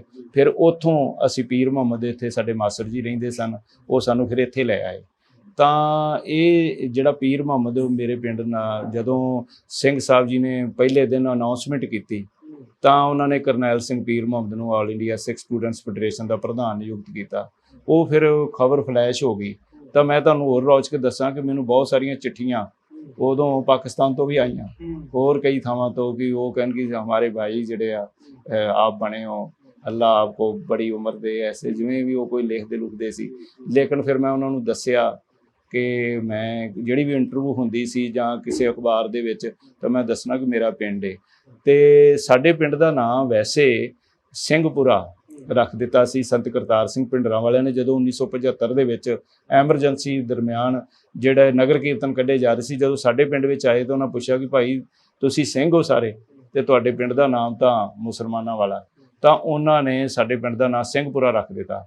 ਫਿਰ ਅਸੀਂ ਸੰਤਾਂ ਦੇ ਬੋਲ ਪੂਰੇ ਕਰਦਿਆਂ ਹੋਇਆਂ ਕਿ ਉਹਨਾਂ ਨੇ ਸਾਨੂੰ ਆਸ਼ੀਰਵਾਦ ਦਿੱਤਾ। ਮੇਰੇ ਧਰਮ ਸੁਪਤਨੀ ਜਿਹੜੇ ਉਹ ਉਸ ਬਸਤੀ ਸਿੰਘਪੁਰਾ ਦੇ ਸਰਪੰਚ ਵੀ ਸਰਬਸੰਮਤੀ ਨਾਲ ਬਣੇ। ਸੋ ਫਿਰ ਬਾਅਦ ਦੇ ਵਿੱਚ ਪਿੰਡ ਵਾਸੀਆਂ ਨੇ ਕਿਹਾ ਕਿ ਅਸੀਂ ਤਾਂ ਤੁਹਾਡੇ ਨਾਲ ਅਲੱਗ ਥਲੱਗ ਹੋ ਗਏ, ਤੁਸੀਂ ਇੱਕ ਪਰਿਵਾਰ ਜਿਹੜਾ ਪਿੰਡ ਦੇ ਵਿੱਚ ਆਪਣੀ ਇੱਕ ਵੱਖਰੀ ਪਹਿਚਾਣ ਰੱਖਦਾ, ਤੇ ਤੁਸੀਂ ਸਾਡੇ ਨਾਲ ਹੀ ਚੱਲੋ। ਤਾਂ ਫਿਰ ਉਹ ਅਸੀਂ ਫਿਰ ਡਿਜ਼ੋਲਵ ਕਰਕੇ ਪੰਚਾਇਤ ਫਿਰ ਪੀਰ ਮੁਹੰਮਦ ਦੇ ਵਿੱਚ ਹੀ ਉਸ ਨੂੰ ਸ਼ਾਮਲ ਕਰ ਦਿੱਤਾ। ਲੇਕਿਨ ਅਜੇ ਵੀ ਜਿਹੜਾ ਕਾਗਜ਼ਾਂ ਦੇ ਵਿੱਚ ਬਸਤੀ ਸਿੰਘਪੁਰਾ ਦਾ ਜਿਹੜੀ ਉਹ ਪੰਚਾਇਤ ਹੈ ਉਹਦਾ ਨਾਮ ਚੱਲਦਾ, ਕਿਉਂਕਿ 5 ਸਾਲ ਮੇਰੇ ਧਰਮ ਸੁਪਤਨੀ ਉੱਥੋਂ ਦੇ ਸਰਪੰਚ ਰਹੇ। ਕਰਨ ਜੀ, ਇੱਕ ਬੜੀ ਅਹਿਮ ਚੀਜ਼ ਹੁੰਦੀ, ਜਿਵੇਂ ਤੁਸੀਂ ਜ਼ਿਕਰ ਕਰ ਰਹੇ ਸੀਗੇ ਕਿ ਜਦੋਂ ਇੱਕ ਜ਼ਿੰਮੇਵਾਰੀ ਪੰਜ ਸਿੰਘ ਸਾਹਿਬਾਨਾਂ ਦੇ ਵੱਲੋਂ ਦੇ ਦਿੱਤੀ ਗਈ ਤਾਂ ਉਸ ਹਿਸਾਬ ਨਾਲ ਜ਼ਿੰਮੇਵਾਰੀ ਹੋਰ ਵੱਧ ਜਾਂਦੀ ਹੈ, ਕਿਉਂਕਿ ਜ਼ਿੰਮੇਵਾਰੀ ਸ਼ਬਦ ਇੱਦਾਂ ਦਾ ਹੈਗਾ ਕਿ ਉਸ ਤੋਂ ਬਾਅਦ ਤੁਹਾਡੇ ਉੱਪਰ ਇੱਕ ਹੋਰ ਰਿਸਪੌਂਸਿਬਿਲਿਟੀ ਬਣ ਜਾਂਦੀ ਕਿ ਹੁਣ ਤੁਸੀਂ ਉਸ ਤਰੀਕੇ ਨਾਲ ਜ਼ਿੰਮੇਵਾਰੀ ਨਿਭਾਉਣੀ ਆ। ਜਦੋਂ ਤੁਹਾਨੂੰ ਆਲ ਇੰਡੀਆ ਸਿੱਖ ਸਟੂਡੈਂਟ ਫੈਡਰੇਸ਼ਨ ਦੇ ਵਜੋਂ ਇੱਕ ਵੱਡੀ ਜ਼ਿੰਮੇਵਾਰੀ ਮਿਲ ਗਈ ਤਾਂ ਉਸ ਤੋਂ ਬਾਅਦ ਦਾ ਸਫ਼ਰ ਕਿਸ ਤਰੀਕੇ ਨਾਲ ਤੈਅ ਕੀਤਾ ਤੁਸੀਂ? ਦੇਖੋ, ਉਸ ਤੋਂ ਬਾਅਦ ਇੰਨਾ ਰੁਝੇਵਿਆਂ ਭਰਿਆ ਜੀਵਨ ਬਣ ਗਿਆ ਕਿ ਹਰ ਦਿਨ ਕੋਈ ਨਾ ਕੋਈ, ਦੇਖੋ 1995 ਚ ਮੈਨੂੰ ਪ੍ਰਧਾਨ ਬਣਾਇਆ, ਬੇਅੰਤ ਸਿੰਘ ਦੀ ਸਰਕਾਰ ਸੀ, ਤੇ 96 ਦੇ ਵਿੱਚ ਇਲੈਕਸ਼ਨ ਆ ਜਾਂਦਾ ਹੈ ਗਿੱਦੜਬਾਹ ਦਾ, ਤੇ ਗਿੱਦੜਬਾਹ ਦੇ ਇਲੈਕਸ਼ਨ ਦੇ ਵਿੱਚ ਜਿਹੜਾ ਘਟਨਾਕ੍ਰਮ ਉੱਥੇ ਵਾਪਰ ਰਿਹਾ ਸੀ, ਇਹ 95 ਦੀ ਹੀ ਦੌਰ ਦੇ ਵਿੱਚ ਇੱਕ ਐਸਾ ਮਾਹੌਲ ਬਣ ਗਿਆ ਸੀ ਕਿ ਸਾਡਾ ਟਕਰਾਅ ਜਿਹੜਾ ਸੀ ਉਹ ਬੇਅੰਤ ਸਿੰਘ ਸਰਕਾਰ ਦੇ ਨਾਲ ਸ਼ੁਰੂ ਹੋ ਗਿਆ ਸੀ। ਤਾਂ ਉਸ ਇਲੈਕਸ਼ਨ ਦੇ ਵਿੱਚ ਮਨਪ੍ਰੀਤ ਸਿੰਘ ਬਾਦਲ ਜਿਹੜੇ ਅੱਜ ਬੜੇ ਦਾਅਵੇ ਕਰਦੇ ਆ ਕਿ ਮੈਂ 5 ਵਾਰ MLA ਬਣਿਆ, ਲੇਕਿਨ ਬੇਅੰਤ ਸਿੰਘ ਨੇ ਸਾਡੇ 3 ਆਗੂਆਂ ਨੂੰ ਅੱਜ ਵੀ, ਮੈਂ ਤਾਂ ਨਾਮ ਹੀ ਹੁਣ ਬਿਲਕੁਲ ਲੈ ਦਿਆਂਗਾ, ਸਰਦਾਰ ਇਕਬਾਲ ਸਿੰਘ ਲਾਲਪੁਰਾ, ਇਹ SP ਸਨ ਅੰਮ੍ਰਿਤਸਰ CID ਦੇ, ਇਹਨਾਂ ਨੇ ਪ੍ਰੇਰ ਕੇ ਸਾਡੇ 3 ਸਿੰਘਾਂ ਨੂੰ, ਫੈਡਰੇਸ਼ਨ ਦੇ ਸੀਨੀਅਰ ਆਗੂਆਂ ਨੂੰ, ਇੱਥੇ UT ਗੈਸਟ ਹਾਊਸ 306 ਨੰਬਰ ਕਮਰਾ ਸ਼ਾਇਦ ਮੈਨੂੰ ਅੱਜ ਵੀ ਯਾਦ ਹੈ, ਉੱਥੇ ਬੁਲਾ ਕੇ ਤੇ ਬੇਅੰਤ ਸਿੰਘ ਨਾਲ ਮੀਟਿੰਗ ਕਰਾਈ। ਉਸ ਮੀਟਿੰਗ ਦੇ ਵਿੱਚ ਇਹ ਫੈਸਲਾ ਹੋਇਆ ਕਿ ਜੇ ਤੁਸੀਂ 3000 ਵੋਟ ਫੈਡਰੇਸ਼ਨ ਦੇ ਪਲੇਟਫਾਰਮ ਤੋਂ ਕੋਈ ਆਪਣਾ ਉਮੀਦਵਾਰ ਖੜਾ ਕਰਕੇ ਤੁਸੀਂ ਅਕਾਲੀ ਦਲ ਦੀ ਖਰਾਬ ਕਰ ਦਿਓ ਤਾਂ ਇੱਥੇ ਅਸੀਂ ਆਸਾਨੀ ਨਾਲ ਇਹ ਜਿਹੜੀ ਚੋਣ ਜਿੱਤ ਜਾਵਾਂਗੇ। ਕਿ ਜਿਹੜੀ CID ਦੀ ਰਿਪੋਰਟ ਸੀ, ਜਦੋਂ ਮੈਨੂੰ ਇਸ ਗੱਲ ਦਾ ਪਤਾ ਲੱਗਾ ਤਾਂ ਮੈਂ ਇਸ ਗੱਲ ਦਾ ਵਿਰੋਧ ਕੀਤਾ, ਤੇ ਜਜ਼ਬਾਤੀ ਰੌਂ ਸੀ ਕਿ ਦੇਖੋ ਕਾਂਗਰਸ ਵਰਗੀ ਕਾਤਲ ਪਾਰਟੀ ਤੇ ਬੇਅੰਤ ਸਿੰਘ ਜਿਹੜਾ ਪੰਜਾਬ ਦੀ ਧਰਤੀ ਤੇ ਜ਼ੁਲਮ ਕਰ ਰਿਹਾ, ਤੇ ਉਸ ਪਾਰਟੀ ਤੇ ਦੂਜੇ ਪਾਸੇ ਸਾਡੇ ਜੇ ਇੱਕ ਸੀ ਕਿ ਸ਼੍ਰੋਮਣੀ ਅਕਾਲੀ ਦਲ ਦੇ ਉਮੀਦਵਾਰ ਨੂੰ ਹਰਾਉਣ ਵਾਸਤੇ ਇੱਕ ਸਾਜ਼ਿਸ਼ ਰਚੀ ਗਈ ਹੈ, ਤੇ ਅਸੀਂ ਆਪਣੀ ਜਥੇਬੰਦੀ ਨੂੰ ਤਾਂ ਤੋੜ ਲਿਆ ਪਰ ਮਨਪ੍ਰੀਤ ਬਾਦਲ ਨੂੰ ਅਸੀਂ ਜਿਤਾਤਾ। ਉਹ ਇੰਨੀਆਂ ਵੋਟਾਂ ਤੇ ਜਿੱਤਿਆ, 2400 ਜਾਂ 2500 ਵੋਟ ਤੇ ਉਦੋਂ ਗਿੱਦੜਬਾਹ ਤੋਂ ਪਹਿਲੀ ਵਾਰ ਜਿੱਤਿਆ, ਤੇ ਉਹਨੇ ਉਦੋਂ ਅੰਮ੍ਰਿਤਪਾਨ ਵੀ ਕੀਤਾ ਸੀ ਕਿ ਮੈਂ ਜੀ ਵੇਖੋ ਸ਼੍ਰੋਮਣੀ ਅਕਾਲੀ ਦਲ ਦਾ ਇੱਕ ਨਿਧੜਕ ਆਗੂ ਬਣ ਕੇ ਕੌਮ ਦੀ ਸੇਵਾ ਕਰਾਂਗਾ, ਪਰ ਬਾਅਦ ਵਿੱਚ ਉਹਨੇ ਟ੍ਰਿਮਿੰਗ ਵੀ ਕਰ ਲਈ, ਅੰਮ੍ਰਿਤ ਵੀ ਭੰਗ ਕਰ ਦਿੱਤਾ। ਤੇ ਤੁਸੀਂ ਦੇਖੋ ਇਤਫਾਕ ਨਾਲ ਮੇਰਾ ਸਾਥੀ ਸੀ ਸਰਦਾਰ ਹਰਮਿੰਦਰ ਸਿੰਘ ਗਿੱਲ, ਉਹ ਕਹੇ ਜੀ ਆਪਾਂ ਕਾਤਲ ਪਾਰਟੀ ਦੇ ਪਲੇਟਫਾਰਮ ਦੇ ਉੱਪਰ ਉਮੀਦਵਾਰ ਖੜਾ ਕਰਨ ਲਈ ਸਾਨੂੰ ਬੇਅੰਤ ਸਿੰਘ ਕਹਿੰਦਾ, ਤੇ ਇਹ ਕਿਵੇਂ ਬਰਦਾਸ਼ਤ ਹੋ ਸਕਦਾ? ਪਰ ਤੁਸੀਂ ਹੈਰਾਨੀ ਦੇਖੋ, ਕੁਦਰਤ ਦੇ ਰੰਗ ਦੇਖੋ, 2 ਬੰਦੇ ਜਿਹਨੂੰ ਜਿਤਾਇਆ ਉਹ ਵੀ ਕਾਂਗਰਸ ਦਾ ਪਾਰਟੀ ਦੇ ਵਿੱਚ ਜਾ ਕੇ ਫਾਈਨਾਂਸ ਮਿਨਿਸਟਰ ਬਣਿਆ, ਤੇ ਜਿਹਨੇ ਵਕਾਲਤ ਕੀਤੀ ਉਸ ਵੇਲੇ ਸਰਦਾਰ ਹਰਮਿੰਦਰ ਸਿੰਘ ਗਿੱਲ ਨੇ, ਉਹ ਵੀ ਪੱਟੀ ਤੋਂ ਉਸੇ ਪਾਰਟੀ ਦਾ MLA ਬਣਿਆ। ਸੋ ਇਹ ਇੱਕ ਸਮਾਂ ਸੀ ਜਦੋਂ ਅਸੀਂ ਆਪਣੀ ਪਾਰਟੀ ਜਿਸ ਦਾ ਮੈਨੂੰ ਪ੍ਰਧਾਨ ਬਣਾਇਆ ਗਿਆ ਸੀ, ਤੇ ਮੇਰੇ ਸਾਹਮਣੇ ਇੱਕ ਸਵਾਲ ਖੜਾ ਹੋ ਗਿਆ ਸੀ ਕਿ ਹੁਣ ਕਾਂਗਰਸ ਦਾ ਵਿਰੋਧ ਕਰਨਾ ਜਾਂ ਆਪਣੀ ਪਾਰਟੀ ਨੂੰ ਬਚਾਉਣਾ। ਤਾਂ ਮੈਂ ਪਾਰਟੀ ਨੂੰ ਵੀ ਉਸ ਵਕਤ ਕਿ ਠੀਕ ਹੈ ਇੱਕ ਅਸੂਲੀ ਤੇ ਵਿਚਾਰਧਾਰਕ ਜਿਹੜੀ ਇੱਕ ਗੱਲ ਹੈ ਉਸ ਦੇ ਵਿੱਚ ਕਿਤੇ ਵੀ ਸਮਝੌਤਾ ਨਹੀਂ ਹੋ ਸਕਦਾ, ਤੇ ਭਾਵੇਂ ਪਾਰਟੀ ਸਾਡੀ ਇਸ ਕਰਕੇ ਦਫਾੜ ਵੀ ਹੋ ਗਈ, ਲੇਕਿਨ ਅਸੀਂ ਉਹ ਜਿਹੜਾ ਬੇਅੰਤ ਸਿੰਘ ਦੀ ਉਹ ਜਿਹੜੀ ਗੱਲ ਹੈ ਉਹਨੂੰ ਬਿਲਕੁਲ ਪ੍ਰਵਾਨ ਨਹੀਂ ਕੀਤਾ। ਦਫਾੜ ਮੈਨੂੰ ਲੱਗਦਾ ਕਈ ਹਿੱਸੇ ਹੋਏ ਨੇ ਪਾਰਟੀ ਦੇ, ਸ਼੍ਰੋਮਣੀ ਅਕਾਲੀ ਦਲ ਸੰਯੁਕਤਾ ਅਸੀਂ ਜ਼ਿਕਰ ਕਰ ਲੈਂਦੇ ਹਾਂ, ਸ਼੍ਰੋਮਣੀ ਅਕਾਲੀ ਦਲ ਅੰਮ੍ਰਿਤਸਰ ਦਾ ਜ਼ਿਕਰ ਕਰ ਲੈਂਦੇ, ਸ਼੍ਰੋਮਣੀ ਅਕਾਲੀ ਦਲ 1920 ਦਾ ਜ਼ਿਕਰ ਕਰ ਲੈਂਦੇ, ਸ਼੍ਰੋਮਣੀ ਅਕਾਲੀ ਦਲ ਦਿੱਲੀ ਦਾ ਜ਼ਿਕਰ ਕਰ ਲੈਂਦੇ ਹਾਂ। ਹੁਣ ਤੁਹਾਡੇ ਸਮੇਂ ਦੇ ਅੱਜ ਦੇ ਸਮੇਂ ਦੇ ਵਿੱਚ ਫਿਰ ਜ਼ਿਕਰ ਕਰ ਲਈਏ, ਡੈਮੋਕ੍ਰੈਟਿਕ ਅਲੱਗ ਬਣੀ, ਫਿਰ ਇੱਕ ਸੰਯੁਕਤ ਬਣੀ ਪਾਰਟੀ। ਇਹ ਮੈਨੂੰ ਲੱਗਦਾ ਕਿ ਬਹੁਤ ਸਾਰੇ ਹਿੱਸੇ ਹੋ ਚੁੱਕੇ ਨੇ। ਦੇਖੋ, ਜਿਹੜੀਆਂ ਰਾਜਨੀਤਿਕ ਪਾਰਟੀਆਂ ਹੁੰਦੀਆਂ ਨਾ, ਉਹਨਾਂ ਦਾ ਮਨੋਰਥ ਹੁੰਦਾ ਹੈ ਕਿ ਕਿਸੇ ਵੀ ਤਰੀਕੇ ਦੇ ਨਾਲ ਅਸੀਂ ਸੱਤਾ ਹਾਸਲ ਕਰਨੀ, ਪਰ ਫੈਡਰੇਸ਼ਨ ਦਾ ਜਿਹੜਾ ਮੈਂ ਸਮਝਦਾ ਕਿ ਡਰਾਬੈਕ ਉਹ ਇਹ ਹੋਇਆ ਕਿ ਜਦੋਂ ਅਸੀਂ ਰਾਜਨੀਤਿਕ ਖੇਤਰ ਦੇ ਵਿੱਚ ਜਦੋਂ ਇਹ ਘਟਨਾ ਵਾਪਰੀ 1996 ਵਾਲੀ, ਉਸ ਤੋਂ ਪਹਿਲਾਂ ਇੱਕ ਘਟਨਾ ਵਾਪਰੀ ਸੀ ਜਿਹਦੇ 'ਚ ਸਾਡੇ ਪਾਰਟੀ ਦੇ ਜਨਰਲ ਸਕੱਤਰ ਸਨ ਸਰਦਾਰ ਹਰਮਿੰਦਰ ਸਿੰਘ ਸੰਧੂ। ਉਹ ਯੋਧਪੁਰ ਜੇਲ੍ਹ ਦੇ ਵਿੱਚ ਸਨ। ਜਦੋਂ ਜੇਲ੍ਹ 'ਚੋਂ ਬਾਹਰ ਆਏ ਤਾਂ ਉਹਨਾਂ ਨੂੰ ਕਤਲ ਕਰ ਦਿੱਤਾ ਗਿਆ ਉਹਨਾਂ ਦੇ ਘਰ ਦੇ ਵਿੱਚ ਹੀ। ਤਾਂ ਉਸ ਕਤਲ ਤੋਂ ਬਾਅਦ ਫੈਡਰੇਸ਼ਨ ਦੇ 2 ਗਰੁੱਪ ਬਣ ਗਏ ਤੇ ਉਹ ਗਰੁੱਪਬੰਦੀ ਅਜੇ ਉਦੋਂ ਚੱਲ ਹੀ ਰਹੀ ਸੀ। ਫਿਰ 1996 ਦੇ ਵਿੱਚ ਆਹ ਗੱਲ ਹੋ ਗਈ। 1996 ਦੇ ਵਿੱਚ ਜਦੋਂ ਇਸ ਤਰ੍ਹਾਂ ਦਾ ਘਟਨਾਕ੍ਰਮ ਵਾਪਰਿਆ ਤਾਂ ਸਾਡੇ ਸਾਹਮਣੇ ਹੁਣ ਦੇਖੋ ਕਈ ਵਾਰੀ ਕੀ ਹੁੰਦਾ ਕਿ ਸਾਡੇ ਆਗੂ ਜਿਹੜੇ ਆ ਉਸ ਵਕਤ ਜਦੋਂ ਇਕਜੁੱਟ ਨਹੀਂ ਰਹਿੰਦੇ ਤਾਂ ਫਿਰ ਪਾਰਟੀ ਦੇ ਵਿੱਚ ਗਰੁੱਪਬੰਦੀ ਕਿਤੇ ਨਾ ਕਿਤੇ ਸ਼ੁਰੂ ਹੋ ਜਾਂਦੀ ਹੈ। ਇਹੋ ਹੀ ਅੱਜ ਦਾ ਤੁਸੀਂ ਗੱਲ ਕੀਤੀ, ਅੱਜ ਵੀ ਪਾਰਟੀ ਦੇ ਅੰਦਰ ਤੁਸੀਂ ਦੇਖੋ ਕਿ ਜਦੋਂ ਕੋਈ ਆਪਾਂ ਅਚੀਵਮੈਂਟ ਕਰਦੇ ਹਾਂ ਪਾਰਟੀ ਅੱਗੇ ਵੱਧਦੀ ਹੈ। ਜਦੋਂ ਮੰਨ ਲਓ ਕਿ ਸਾਡੇ ਕੋਲ ਕੋਈ ਪਾਰਟੀ ਫਾਰਮ ਦੇ ਉੱਤੇ ਕੋਈ ਗਲਤੀ ਹੋ ਜਾਂਦੀ ਹੈ ਤਾਂ ਉਹ ਕਲੈਕਟਿਵ ਰਿਸਪੌਂਸਿਬਿਲਟੀ ਹੋਣੀ ਚਾਹੀਦੀ ਹੈ, ਕਿਸੇ ਇੱਕ ਵਿਅਕਤੀ ਵਿਸ਼ੇਸ਼ ਦੀ ਨਹੀਂ ਹੁੰਦੀ। ਤਾਂ ਉਹਦੇ ਵਿੱਚ ਕੀ ਹੋ ਰਿਹਾ ਹੈ ਕਿ ਹੁਣ ਮੌਜੂਦਾ ਸਮੇਂ ਦੇ ਵਿੱਚ ਤੁਸੀਂ ਦੇਖ ਲਓ ਜਿਹੜੇ ਆਗੂ ਵਿੱਚੋਂ ਪਾਰਟੀ ਦੇ ਬਾਹਰ ਜਾ ਰਹੇ ਨੇ ਉਹ ਇਹ ਤਾਂ ਕਹਿੰਦੇ ਨੇ ਕਿ ਵੇਖੋ ਜੀ ਪਾਰਟੀ ਪ੍ਰਧਾਨ ਨੇ ਇੰਝ ਕਰ ਦਿੱਤਾ, ਲੇਕਿਨ ਉਸ ਪਾਰਟੀ ਪ੍ਰਧਾਨ ਦੀ ਅਗਵਾਈ ਦੇ ਵਿੱਚ ਉਹ ਉਹਨਾਂ ਦੇ ਨਾਲ ਕੰਮ ਕਰ ਰਹੇ ਸੀ, ਲੇਕਿਨ ਉਹ ਆਪਣੀ ਜ਼ਿੰਮੇਵਾਰੀ ਨੂੰ ਕਦੇ ਵੀ ਪ੍ਰਵਾਨ ਨਹੀਂ ਕਰਦੇ। ਜੀ ਅਸੀਂ ਕਿਉਂਕਿ ਤੁਸੀਂ 1984 ਦਾ ਜ਼ਿਕਰ ਕੀਤਾ, 1984 ਦਾ ਜ਼ਿਕਰ ਤੁਹਾਡਾ ਜਥਾ ਜਾਣ ਦੀ ਕੋਸ਼ਿਸ਼ ਕਰ ਰਿਹਾ ਸੀ, ਰੋਕਿਆ ਗਿਆ, ਉੱਦਾਂ ਦੇ ਹਾਲਾਤ ਬਣੇ। ਇਹ ਸਮਾਂ ਜੇ ਅਸੀਂ ਇਲੈਬੋਰੇਟ ਕਰਨਾ ਹੋਵੇ ਉਹ ਸਮਾਂ ਤੁਸੀਂ ਕਿਸ ਤਰੀਕੇ ਨਾਲ ਹੰਢਾਇਆ, ਕਿਉਂਕਿ ਇੱਕ ਬੜਾ ਡਰਾਉਣਾ ਮਾਹੌਲ ਵੀ ਸੀਗਾ, ਦੇਖੋ ਬੜਾ ਖਤਰਨਾਕ ਮਾਹੌਲ ਵੀ ਸੀਗਾ। ਕਈ ਵਾਰੀ ਸਵਾਲ ਕਰਦੇ ਆ ਕਿ ਤੁਹਾਡੇ ਨਾਲ ਦੇ ਐਮਐਲਏ ਬਣ ਗਏ, ਤੁਹਾਡੇ ਨਾਲ ਦੇ ਮਿਨਿਸਟਰ ਬਣ ਗਏ, ਤੁਹਾਡੇ ਨਾਲ ਦੇ ਚੇਅਰਮੈਨ ਬਣ ਗਏ, ਤੇ ਮੈਂ ਜਦੋਂ ਆਪਣੇ ਝਾਤ ਮਾਰਦਾ ਆਪਦੇ ਜੀਵਨ ਦੇ ਵਿੱਚ ਤੇ ਮੈਂ ਕਹਿੰਦਾ ਕਿ ਜਿਵੇਂ ਕਿਸਾਨ ਹੈ, ਹੁਣ ਅੱਜ ਦੇ ਦਿਨ ਦੀ ਗੱਲ ਕਰ ਰਹੇ ਹਾਂ, ਹੜ੍ਹ ਆਇਆ ਨਾ, ਹੜ੍ਹ ਦੇ ਵਿੱਚ ਇੱਕ ਬੋਨਸ ਦੀ ਮੰਗ ਕੀਤੀ ਜਾਂਦੀ ਹੈ ਕਿ ਸਾਨੂੰ ਬੋਨਸ ਦਿੱਤਾ ਜਾਵੇ, ਜਾਂ ਜਿਹੜੀਆਂ ਕਿਸਾਨ ਜਥੇਬੰਦੀਆਂ ਉਹ ਬੋਨਸ ਮੰਗਦੀਆਂ, ਤੇ ਸਾਨੂੰ ਤਾਂ ਜ਼ਿੰਦਗੀ ਦੇ ਵਿੱਚ ਬੋਨਸ ਮਿਲਿਆ ਕਿ ਸਾਡੇ ਨਾਲ ਦਾ ਕੋਈ ਵੀ ਉਸ ਵਕਤ ਜਿਹੜਾ ਸਾਡਾ ਸਾਥੀ ਸੀ, ਚਾਹੇ ਸਾਡੇ ਆਪਣਿਆਂ ਨੇ ਵਿਚਾਰਧਾਰਕ ਸਾਂਝ ਨਾ ਬਣਨ ਕਰਕੇ ਆਪਣਿਆਂ ਨੇ, ਜਿਵੇਂ ਭਾਈ ਹਰਮਿੰਦਰ ਸਿੰਘ ਸੰਧੂ ਦਾ ਨਾਮ ਲਿਆ, ਭਾਈ ਸੁਖਰਾਜ ਸਿੰਘ ਰਟੌਲ ਦਾ ਨਾਮ ਲਿਆ ਮੈਂ, ਭਾਈ ਜਰਨੈਲ ਸਿੰਘ, ਭਾਈ ਹਰਦਿਆਲ ਸਿੰਘ, ਭਾਈ ਅੰਗਰੇਜ਼ ਸਿੰਘ, ਕਿੰਨੇ ਮੇਰੇ ਸਾਥੀ ਸਨ ਜਿਹੜੇ ਮੇਰੇ ਨਾਲ ਰਾਤ ਦਿਨ ਇਕੱਠੇ ਅਸੀਂ ਵਿਚਰਦੇ ਹਾਂ, ਪਰ ਉਹ ਸਾਡੇ ਕੋਲੋਂ ਸਾਡੇ ਆਪਣਿਆਂ ਨੇ ਜਾਂ ਜਿਹੜੀ ਮੌਕੇ ਦੀ ਹਕੂਮਤ ਸੀ ਉਹਨਾਂ ਨੇ ਸਾਡੇ ਕੋਲ ਖੋਹ ਲਏ। ਹਾਂਜੀ, ਮੈਨੂੰ ਅੱਜ ਵੀ ਯਾਦ ਹੈ ਕਿ ਮੇਰਾ ਇੱਕ ਸਾਥੀ ਭਾਈ ਜਰਨੈਲ ਸਿੰਘ ਸੀ, ਉਹਦਾ 6 ਮਹੀਨੇ ਦਾ ਬੱਚਾ ਸੀ, ਤੇ ਮੈਂ ਤੁਹਾਨੂੰ ਉਹਨਾਂ ਦੀਆਂ ਫੋਟੋਆਂ ਵੀ ਦਿਖਾ ਦਿਆਂਗਾ। ਤੇ ਉਹ ਉਹਨਾਂ ਦੇ ਘਰ ਆਏ ਬੰਦੇ, ਤੇ ਅੱਜ ਤੱਕ ਨਹੀਂ ਪਤਾ ਲੱਗ ਸਕਿਆ ਉਹ ਕੌਣ ਸਨ, ਪੁਲਿਸ ਵਾਲੇ ਸਨ ਜਾਂ ਜਿਹੜੇ ਉਸ ਵੇਲੇ ਆਪਣੇ ਆਪ ਨੂੰ ਸੋ ਕਾਲਡ ਖਾੜਕੂ ਖਵਾਉਂਦੇ ਸਨ, ਤੇ ਉਹਨੂੰ ਛੋਟੇ ਜਿਹੇ ਬੱਚੇ ਨੂੰ ਗੋਲੀਆਂ ਮਾਰ ਕੇ ਚਲੇ ਗਏ, ਉਹਨੂੰ ਵੀ ਮਾਰ ਦਿੱਤਾ। ਸੋ ਅਸੀਂ ਤਾਂ ਜਦੋਂ ਇਹ ਮਹਿਸੂਸ ਕਰਦੇ ਹਾਂ, ਉਹ ਜਦੋਂ ਦੌਰ ਵੇਖਦੇ ਹਾਂ ਤੇ ਮਹਿਸੂਸ ਕਰਦੇ ਹਾਂ ਕਿ ਅਸੀਂ ਕਿਵੇਂ ਬਚ ਕਿਵੇਂ ਗਏ, ਕਿਉਂਕਿ 2 ਪਾਸਿਆਂ ਤੋਂ ਮਾਰ ਪੈ ਰਹੀ ਸੀ ਕਿ ਜਿਹੜੇ ਤਾਂ ਬੰਦੇ ਉਸ ਖੇਤਰ ਦੇ ਵਿੱਚ ਗਏ ਸੀ ਉਹ ਤਾਂ ਕਹਿੰਦੇ ਸੀ ਜਾਂ ਤਾਂ ਸਾਡੇ ਨਾਲ ਹੀ ਤੁਸੀਂ ਤੁਰੋ ਉਸੇ ਹਾਲਾਤਾਂ ਦੇ ਵਿੱਚ, ਤੇ ਜਿਹੜੀ ਪੁਲਿਸ ਸੀ ਪੁਲਿਸ ਨੂੰ ਇਹ ਸੀ ਕਿ ਇਹ ਤਾਂ ਬੰਦੇ ਜਦੋਂ ਕੋਈ ਉਹਨਾਂ ਨੂੰ ਹੋਰ ਨਹੀਂ ਸੀ ਲੱਭਦਾ ਤਾਂ ਉਹ ਅਸੀਂ ਤਾਂ ਪਬਲਿਕਲੀ ਤੁਰਦੇ ਵਿਚਰਨ ਵਾਲੇ ਸਾਂ, ਉਹ ਸਾਡੇ ਦੁਆਲੇ ਹੋ ਜਾਂਦੇ ਸੀ। ਸੋ ਬੜੇ ਇੱਕ ਭਿਆਨਕ ਦੌਰ ਦੇ ਵਿੱਚੋਂ ਜਿਹੜੀ ਇਸ ਪੜਾਅ ਤੱਕ ਪਹੁੰਚੇ। ਤੁਸੀਂ ਉਸ ਦੌਰ ਦੇ ਵਿੱਚ ਦਮਦਮੀ ਟਕਸਾਲ ਦੇ ਵਿੱਚ ਸੀ, ਜਦੋਂ ਉਸ ਟਕਸਾਲ ਦੀ ਛਵੀ ਮੈਨੂੰ ਲੱਗਦਾ ਕਿ ਸਭ ਤੋਂ ਪ੍ਰਮੁੱਖ ਸੀਗੀ, ਲੋਕਾਂ ਨੂੰ ਇਤਬਾਰ ਸੀਗਾ। ਅੱਜ ਬਹੁਤ ਵੱਡੇ ਕਿੰਤੂ ਪਰੰਤੂ ਬਹੁਤ ਵੱਡੇ ਸਵਾਲ ਨੇ ਕਿ ਸਿਆਸੀ ਪ੍ਰਭਾਵ ਹੇਠ ਉਹ ਜਥੇਬੰਦੀ ਚੱਲ ਰਹੀ ਹੈ। ਤੁਸੀਂ ਇਹ ਮੰਨਦੇ ਹੋ ਕਿ ਦਮਦਮੀ ਟਕਸਾਲ ਦੇ ਵਿੱਚ ਵੀ ਨਿਘਾਰ ਆਇਆ ਹੈਗਾ ਤੇ ਨਿਘਾਰ ਨੂੰ ਦੂਰ ਕਰਨਾ ਇਸ ਵੇਲੇ ਸਮੇਂ ਦੀ ਲੋੜ ਵੀ ਹੈਗੀ? ਦੇਖੋ, ਨਿਘਾਰ ਜਦੋਂ ਆਉਂਦਾ ਉਹਦਾ ਪ੍ਰਭਾਵ ਸਾਰੇ ਪਾਸੇ ਪੈਂਦਾ, ਉਸ ਦਾ ਪ੍ਰਭਾਵ ਜਿਵੇਂ ਉਹਨਾਂ ਨੂੰ ਭੁਚਾਲ ਆਉਂਦਾ ਤੇ ਭੁਚਾਲ ਦਾ ਪ੍ਰਭਾਵ ਧਰਤੀ ਤੇ ਵੀ ਪੈਂਦਾ ਤੇ ਉੱਤੇ ਖੜੀਆਂ ਬਿਲਡਿੰਗਾਂ ਤੇ ਵੀ ਪੈਂਦਾ। ਇਸੇ ਤਰੀਕੇ ਦੇ ਨਾਲ ਜਦੋਂ ਸਾਰਾ ਸਿਸਟਮ ਵਿਗੜ ਜਾਂਦਾ, ਇੱਕ ਤਾਂ ਬੇਵਿਸ਼ਵਾਸੀ ਦਾ ਮਾਹੌਲ ਪੈਦਾ ਕੀਤਾ ਮੌਕੇ ਦੀ ਹਕੂਮਤ ਨੇ ਜਾਂ ਉਹਨਾਂ ਦਾ ਜਿਹੜਾ ਸਿਸਟਮ ਹੈ, ਉਹਨਾਂ ਨੇ ਹਰ ਸਿੱਖ ਦੇ ਜਿਹੜਾ ਸਿੱਖ ਆਗੂ ਹੈ ਉਹਦੇ ਦਿਮਾਗ ਦੇ ਵਿੱਚ ਇਹ ਗੱਲ ਬਿਠਾਉਣ ਦੀ ਕੋਸ਼ਿਸ਼ ਕੀਤੀ ਹੈ ਕਿ ਤੂੰ ਤਾਂ ਭਾਈ ਠੀਕ ਹੈ, ਲੇਕਿਨ ਜਿਹੜਾ ਸਾਹਮਣੇ ਵਾਲਾ ਇਹ ਗਦਾਰ ਹੈ। ਇਹ ਗਦਾਰ ਸਰਦਾਰ ਦੀ ਲੜਾਈ ਦੇ ਵਿੱਚ ਅਸੀਂ ਪਿੱਛੇ ਚਲੇ ਗਏ, ਕਿਉਂਕਿ ਅਸੀਂ ਇੱਕ ਦੂਜੇ ਤੇ ਵਿਸ਼ਵਾਸ ਹੀ ਨਹੀਂ ਕਰਦੇ।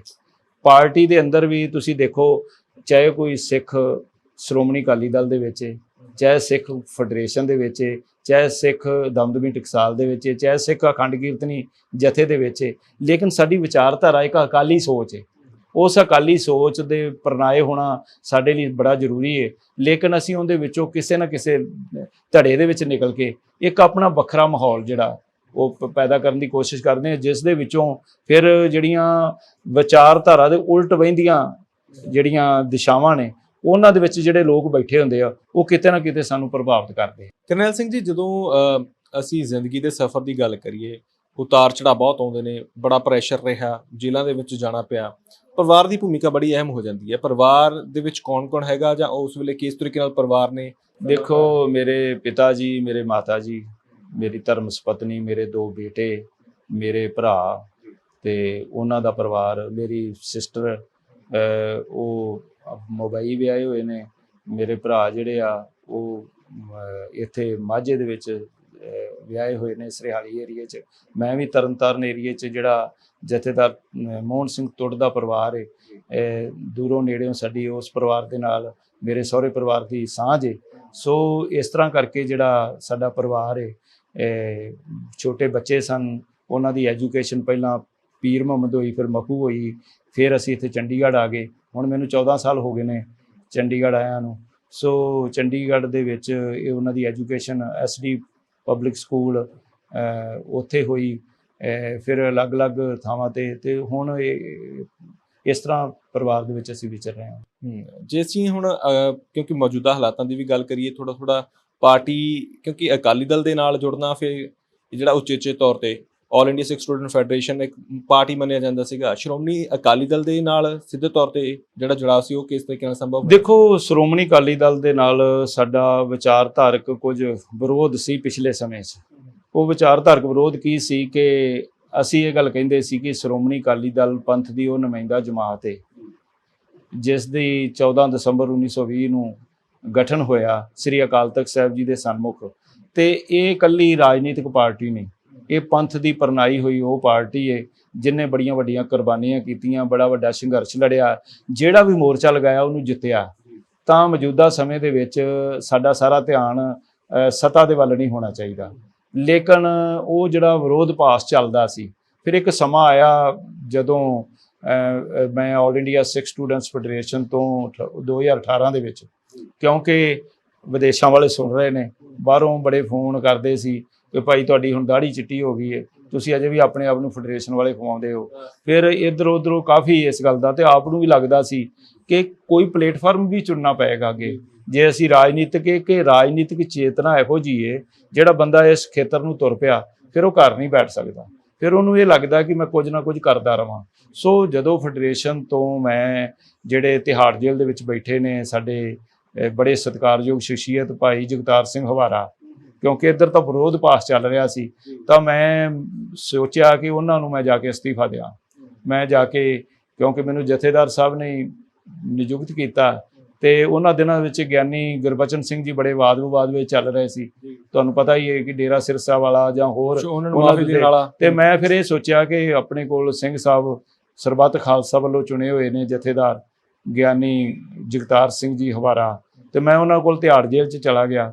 ਮੈਂ ਉਹਨਾਂ ਨੂੰ ਕਿਹਾ ਕਿ ਮੈਂ ਅਸਤੀਫਾ ਦੇ ਰਿਹਾ, ਤਾਂ ਉਹ ਮੈਨੂੰ ਇੱਕ ਵਾਰੀ ਹੈਰਾਨ ਹੋਏ, ਕਿਉਂ ਤੁਸੀਂ ਅਸਤੀਫਾ ਦੇਣਾ ਚਾਹੁੰਦੇ ਹੋ? ਮੈਂ ਕਿਹਾ ਜੀ ਉਮਰ ਦਾ ਤਕਾਜ਼ਾ, ਕਿਸੇ ਹੋਰ ਨੂੰ ਮੌਕਾ ਦਿੱਤਾ ਜਾਵੇ, ਤੇ ਮੈਨੂੰ ਇਹ ਜਿਹੜੀ ਬਖਸ਼ਿਸ਼ ਹੈ ਇਹ ਸ੍ਰੀ ਅਕਾਲ ਤਖਤ ਸਾਹਿਬ ਤੋਂ ਹੀ ਪ੍ਰਾਪਤ ਹੋਈ ਹੈ, ਤੇ ਤੁਸੀਂ ਕੁਰਬਾਨੀ ਵਾਲੇ ਯੋਧੇ ਹੋ।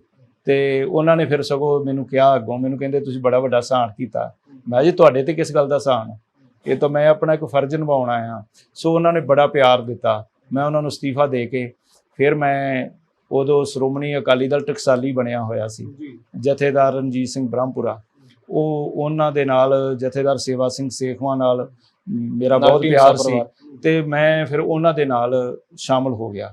ਫਿਰ ਜਦੋਂ ਸ਼ਾਮਲ ਹੋਏ ਤੇ ਫਿਰ ਇੱਕ ਮੁਹਿੰਮ ਸ਼ੁਰੂ ਹੋ ਗਈ ਕਿ ਇਹ ਯਾਰ ਜਿਹੜੇ ਸਰਦਾਰ ਪ੍ਰਕਾਸ਼ ਸਿੰਘ ਬਾਦਲ ਤੋਂ ਅਲੱਗ ਹੋਏ ਆ ਉਹ ਤਾਂ ਇਕੱਠੇ ਹੋ ਜਾਣ। ਫਿਰ ਅਸੀਂ ਇੱਕ ਮੁਹਿੰਮ ਚਲਾਈ, ਬ੍ਰਹਮਪੁਰਾ ਸਾਹਿਬ ਨੂੰ ਤੇ ਢੀਂਡਸਾ ਸਾਹਿਬ ਨੂੰ ਤੁਸੀਂ ਵੇਖਦੇ ਹੀ ਰਹੇ ਹੋ, ਤੁਸੀਂ ਸਾਰੀ ਕਵਰੇਜ ਕਰਦੇ ਰਹੇ ਹੋ, ਇਹਨਾਂ ਨੂੰ ਇਕੱਠਿਆਂ ਕਰਨ ਤੇ ਹੀ ਸਾਨੂੰ 1.5-2 ਸਾਲ ਲੱਗ ਗਏ।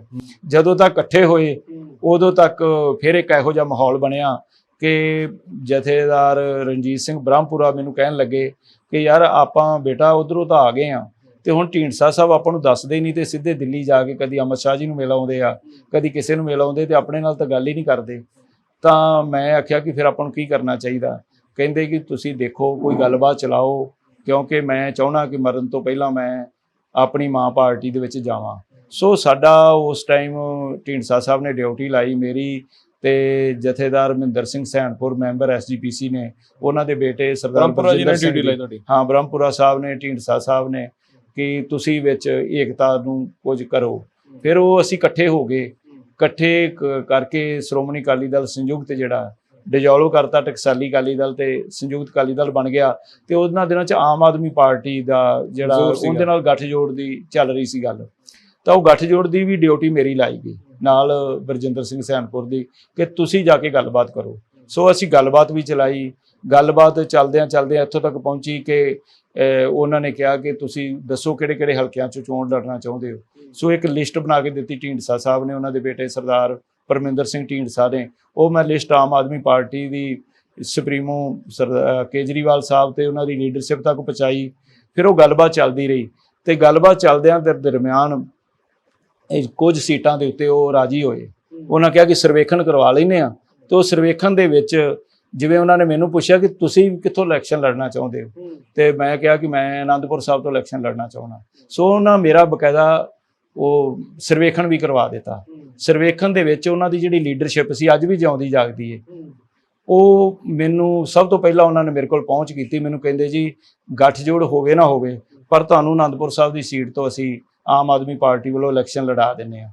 ਤੇ ਇਹ ਸਮੇਂ ਦਰਮਿਆਨ ਮੈਂ ਢੀਂਡਸਾ ਸਾਹਿਬ ਨਾਲ ਗੱਲਬਾਤ ਕੀਤੀ। ਮੈਂ ਕਿਹਾ ਜੀ ਆਪਾਂ ਨੂੰ ਸੀਟਾਂ ਭਾਵੇਂ ਥੋੜ੍ਹੀਆਂ ਮਿਲਦੀਆਂ, ਪਰ ਆਪਾਂ ਨੂੰ ਗੱਠਜੋੜ ਕਰਨਾ ਚਾਹੀਦਾ। ਤਾਂ ਉਹਨਾਂ ਨੇ ਮੇਰੀ ਜਗ੍ਹਾ ਜਦੋਂ ਮੈਂ ਦੱਸਿਆ ਕਿ ਅਨੰਦਪੁਰ ਸਾਹਿਬ ਤੋਂ ਮੇਰਾ ਤਾਂ ਬਿਲਕੁਲ ਕਲੀਅਰ ਹੀ ਕਰ ਰਹੇ ਆ, ਸੁਨਾਮ ਤੋਂ ਤੁਹਾਡੇ ਬੇਟੇ ਦਾ ਕਲੀਅਰ ਕਰ ਰਹੇ ਆ, 3-4 ਸੀਟਾਂ ਹੋਰ ਨੇ ਜਿੱਥੋਂ ਉਹ ਕਹਿੰਦੇ ਕਿ ਅਸੀਂ ਤੁਹਾਨੂੰ ਇਹ ਦੇ ਦਿੰਦੇ ਹਾਂ। ਤੇ ਢੀਂਡਸਾ ਸਾਹਿਬ ਨੇ ਮੇਰੀ ਜਗ੍ਹਾ ਮੈਨੂੰ ਕਹਿੰਦੇ ਜੀ ਦੇਖੋ ਆਪਣੇ ਤੁਸੀਂ ਤਾਂ ਉਧਰ ਤੁਹਾਡਾ ਜੀਰਾ ਹਲਕਾ ਹੈ ਤੇ ਇੱਥੋਂ ਫਿਰ ਆਪਾਂ ਬਡਾਲੀ ਸਾਹਿਬ ਨੂੰ ਇਲੈਕਸ਼ਨ ਲੜਾ ਦਿੰਦੇ ਹਾਂ। ਤੇ ਜਾਣੀ ਕਿ ਉਹਨਾਂ ਦੀ ਇਸ ਤਰ੍ਹਾਂ ਦੀਆਂ ਗੱਲਾਂ ਵਾ, ਕਿਸੇ ਵੀ ਤਰੀਕੇ ਨਾਲ ਕਿ ਸਮਝੌਤੇ ਤੋਂ ਪਾਸਾ ਵੱਟਣਾ ਚਾਹੁੰਦੇ ਸੀ। ਤਾਂ ਉਹਨਾਂ ਦੀ ਦੂਸਰੇ ਪਾਸੇ ਬੀਜੇਪੀ ਨਾਲ ਗੱਲ ਚੱਲ ਰਹੀ ਸੀ। ਫਿਰ ਮੈਂ ਬ੍ਰਹਮਪੁਰਾ ਸਾਹਿਬ ਨੂੰ ਕਿਹਾ, ਮੈਂ ਕਿਹਾ ਕਿ ਬ੍ਰਹਮਪੁਰਾ ਸਾਹਿਬ ਕਿ ਤੁਹਾਡੀ ਸੀਟ ਤੁਹਾਨੂੰ ਮਿਲਦੀ ਏ, ਉਹਨਾਂ ਦੇ ਬੇਟੇ ਦੀ ਉਹਨਾਂ ਨੂੰ ਮਿਲਦੀ ਏ, ਪਰ ਆਪਾਂ ਤਾਂ ਆਪਣੀ ਜਿਹੜੀ ਪਾਰਟੀ ਦੀ ਲੀਡਰਸ਼ਿਪ ਏ ਉਹਨਾਂ ਲਈ ਘੱਟੋ ਘੱਟ ਜੇ ਜ਼ਿਆਦਾ ਨਹੀਂ ਤੇ ਆਪਾਂ ਨੂੰ 2.5 ਦਰਜਨ ਤਾਂ ਸੀਟਾਂ ਆਪਾਂ ਨੂੰ ਮਿਲਣ ਤਾਂ ਹੀ ਆਪਣੀ ਗੱਲ ਬਣਦੀ ਏ। ਫਿਰ ਇਸ ਸਮੇਂ ਦੇ ਦਰਮਿਆਨ ਢੀਂਡਸਾ ਸਾਹਿਬ ਦਾ ਇੱਕਦਮ ਝੁਕਾਅ ਜਿਹੜਾ ਉਹ ਬੀਜੇਪੀ ਵੱਲ ਹੋ ਗਿਆ। ਤਾਂ ਸਾਨੂੰ ਉਹ ਸਮਝੌਤੇ ਤੋਂ ਵੀ ਪਾਸੇ ਰਹਿਣਾ ਪਿਆ। ਤੇ ਢੀਂਡਸਾ ਸਾਹਿਬ ਆਪਣੇ ਪੱਧਰ ਦੇ ਉੱਤੇ ਹੀ ਜਿਹੜਾ ਇੱਕ ਮੁਹਿੰਮ ਉਹਨਾਂ ਨੇ ਸ਼ੁਰੂ ਕਰ ਦਿੱਤੀ, ਜਿੰਦੇ ਚੋਂ ਸਾਨੂੰ ਉਹਨਾਂ ਨੇ ਅਲੱਗ ਥਲੱਗ ਕਰਨਾ ਸ਼ੁਰੂ ਕਰਤਾ। ਜਿਸ ਕਰਕੇ ਫਿਰ ਅਸੀਂ ਸਰਦਾਰ ਸੁਖਬੀਰ ਸਿੰਘ ਬਾਦਲ ਦੇ ਨਾਲ ਮੇਰੀ ਮੀਟਿੰਗ ਹੋਈ ਇੱਥੇ ਤਾਜ ਹੋਟਲ ਦੇ ਵਿੱਚ, ਤੇ 1 to 1 ਮੈਨੂੰ ਕਹਿੰਦੇ ਯਾਰ ਜਿਹੜੀਆਂ ਗੱਲਾਂ ਤੁਸੀਂ ਬਾਹਰ ਵਿਰੋਧ ਕਰਦੇ ਹੋ ਤੇ ਉਹ ਤੁਸੀਂ ਪਾਰਟੀ ਦੇ ਵਿੱਚ ਤੁਹਾਨੂੰ ਕੋਈ ਰੋਕੇਗਾ? ਤੁਸੀਂ ਕੋਈ ਵੀ ਗੱਲ ਹੈ ਤੁਹਾਡੇ ਮਨ ਚ ਆਉਂਦੀ ਹੈ ਤੁਸੀਂ ਪਾਰਟੀ ਫਾਰਮ ਤੇ ਰੱਖੋ, ਤੁਹਾਨੂੰ ਪਾਰਟੀ ਦੇ ਵਿੱਚ ਅਹਿਮ ਜ਼ਿੰਮੇਵਾਰੀ ਦਿੰਦੇ ਆ, ਤੇ ਤੁਸੀਂ ਕਿਉਂ ਇੰਜ ਪਾਸੇ ਕਰ ਰਹੇ ਹੋ? ਬਾਪੂ ਜੀ ਨੂੰ ਮਨਾਓ। ਫਿਰ ਅਸੀਂ ਇੱਕ ਮੁਹਿੰਮ ਚਲਾ ਕੇ ਜਥੇਦਾਰ ਰਣਜੀਤ ਸਿੰਘ ਬ੍ਰਹਮਪੁਰਾ ਨਾਲ ਵਿਚਾਰ ਵਟਾਂਦਰਾ ਕੀਤਾ। ਫਿਰ ਹੌਲੀ ਹੌਲੀ 2-4-5 ਮੀਟਿੰਗਾਂ ਤੋਂ ਬਾਅਦ ਫਿਰ ਅਸੀਂ ਸ਼੍ਰੋਮਣੀ ਅਕਾਲੀ ਦਲ ਦੇ ਵਿੱਚ ਆਪਾਂ ਚਲੇ ਗਏ।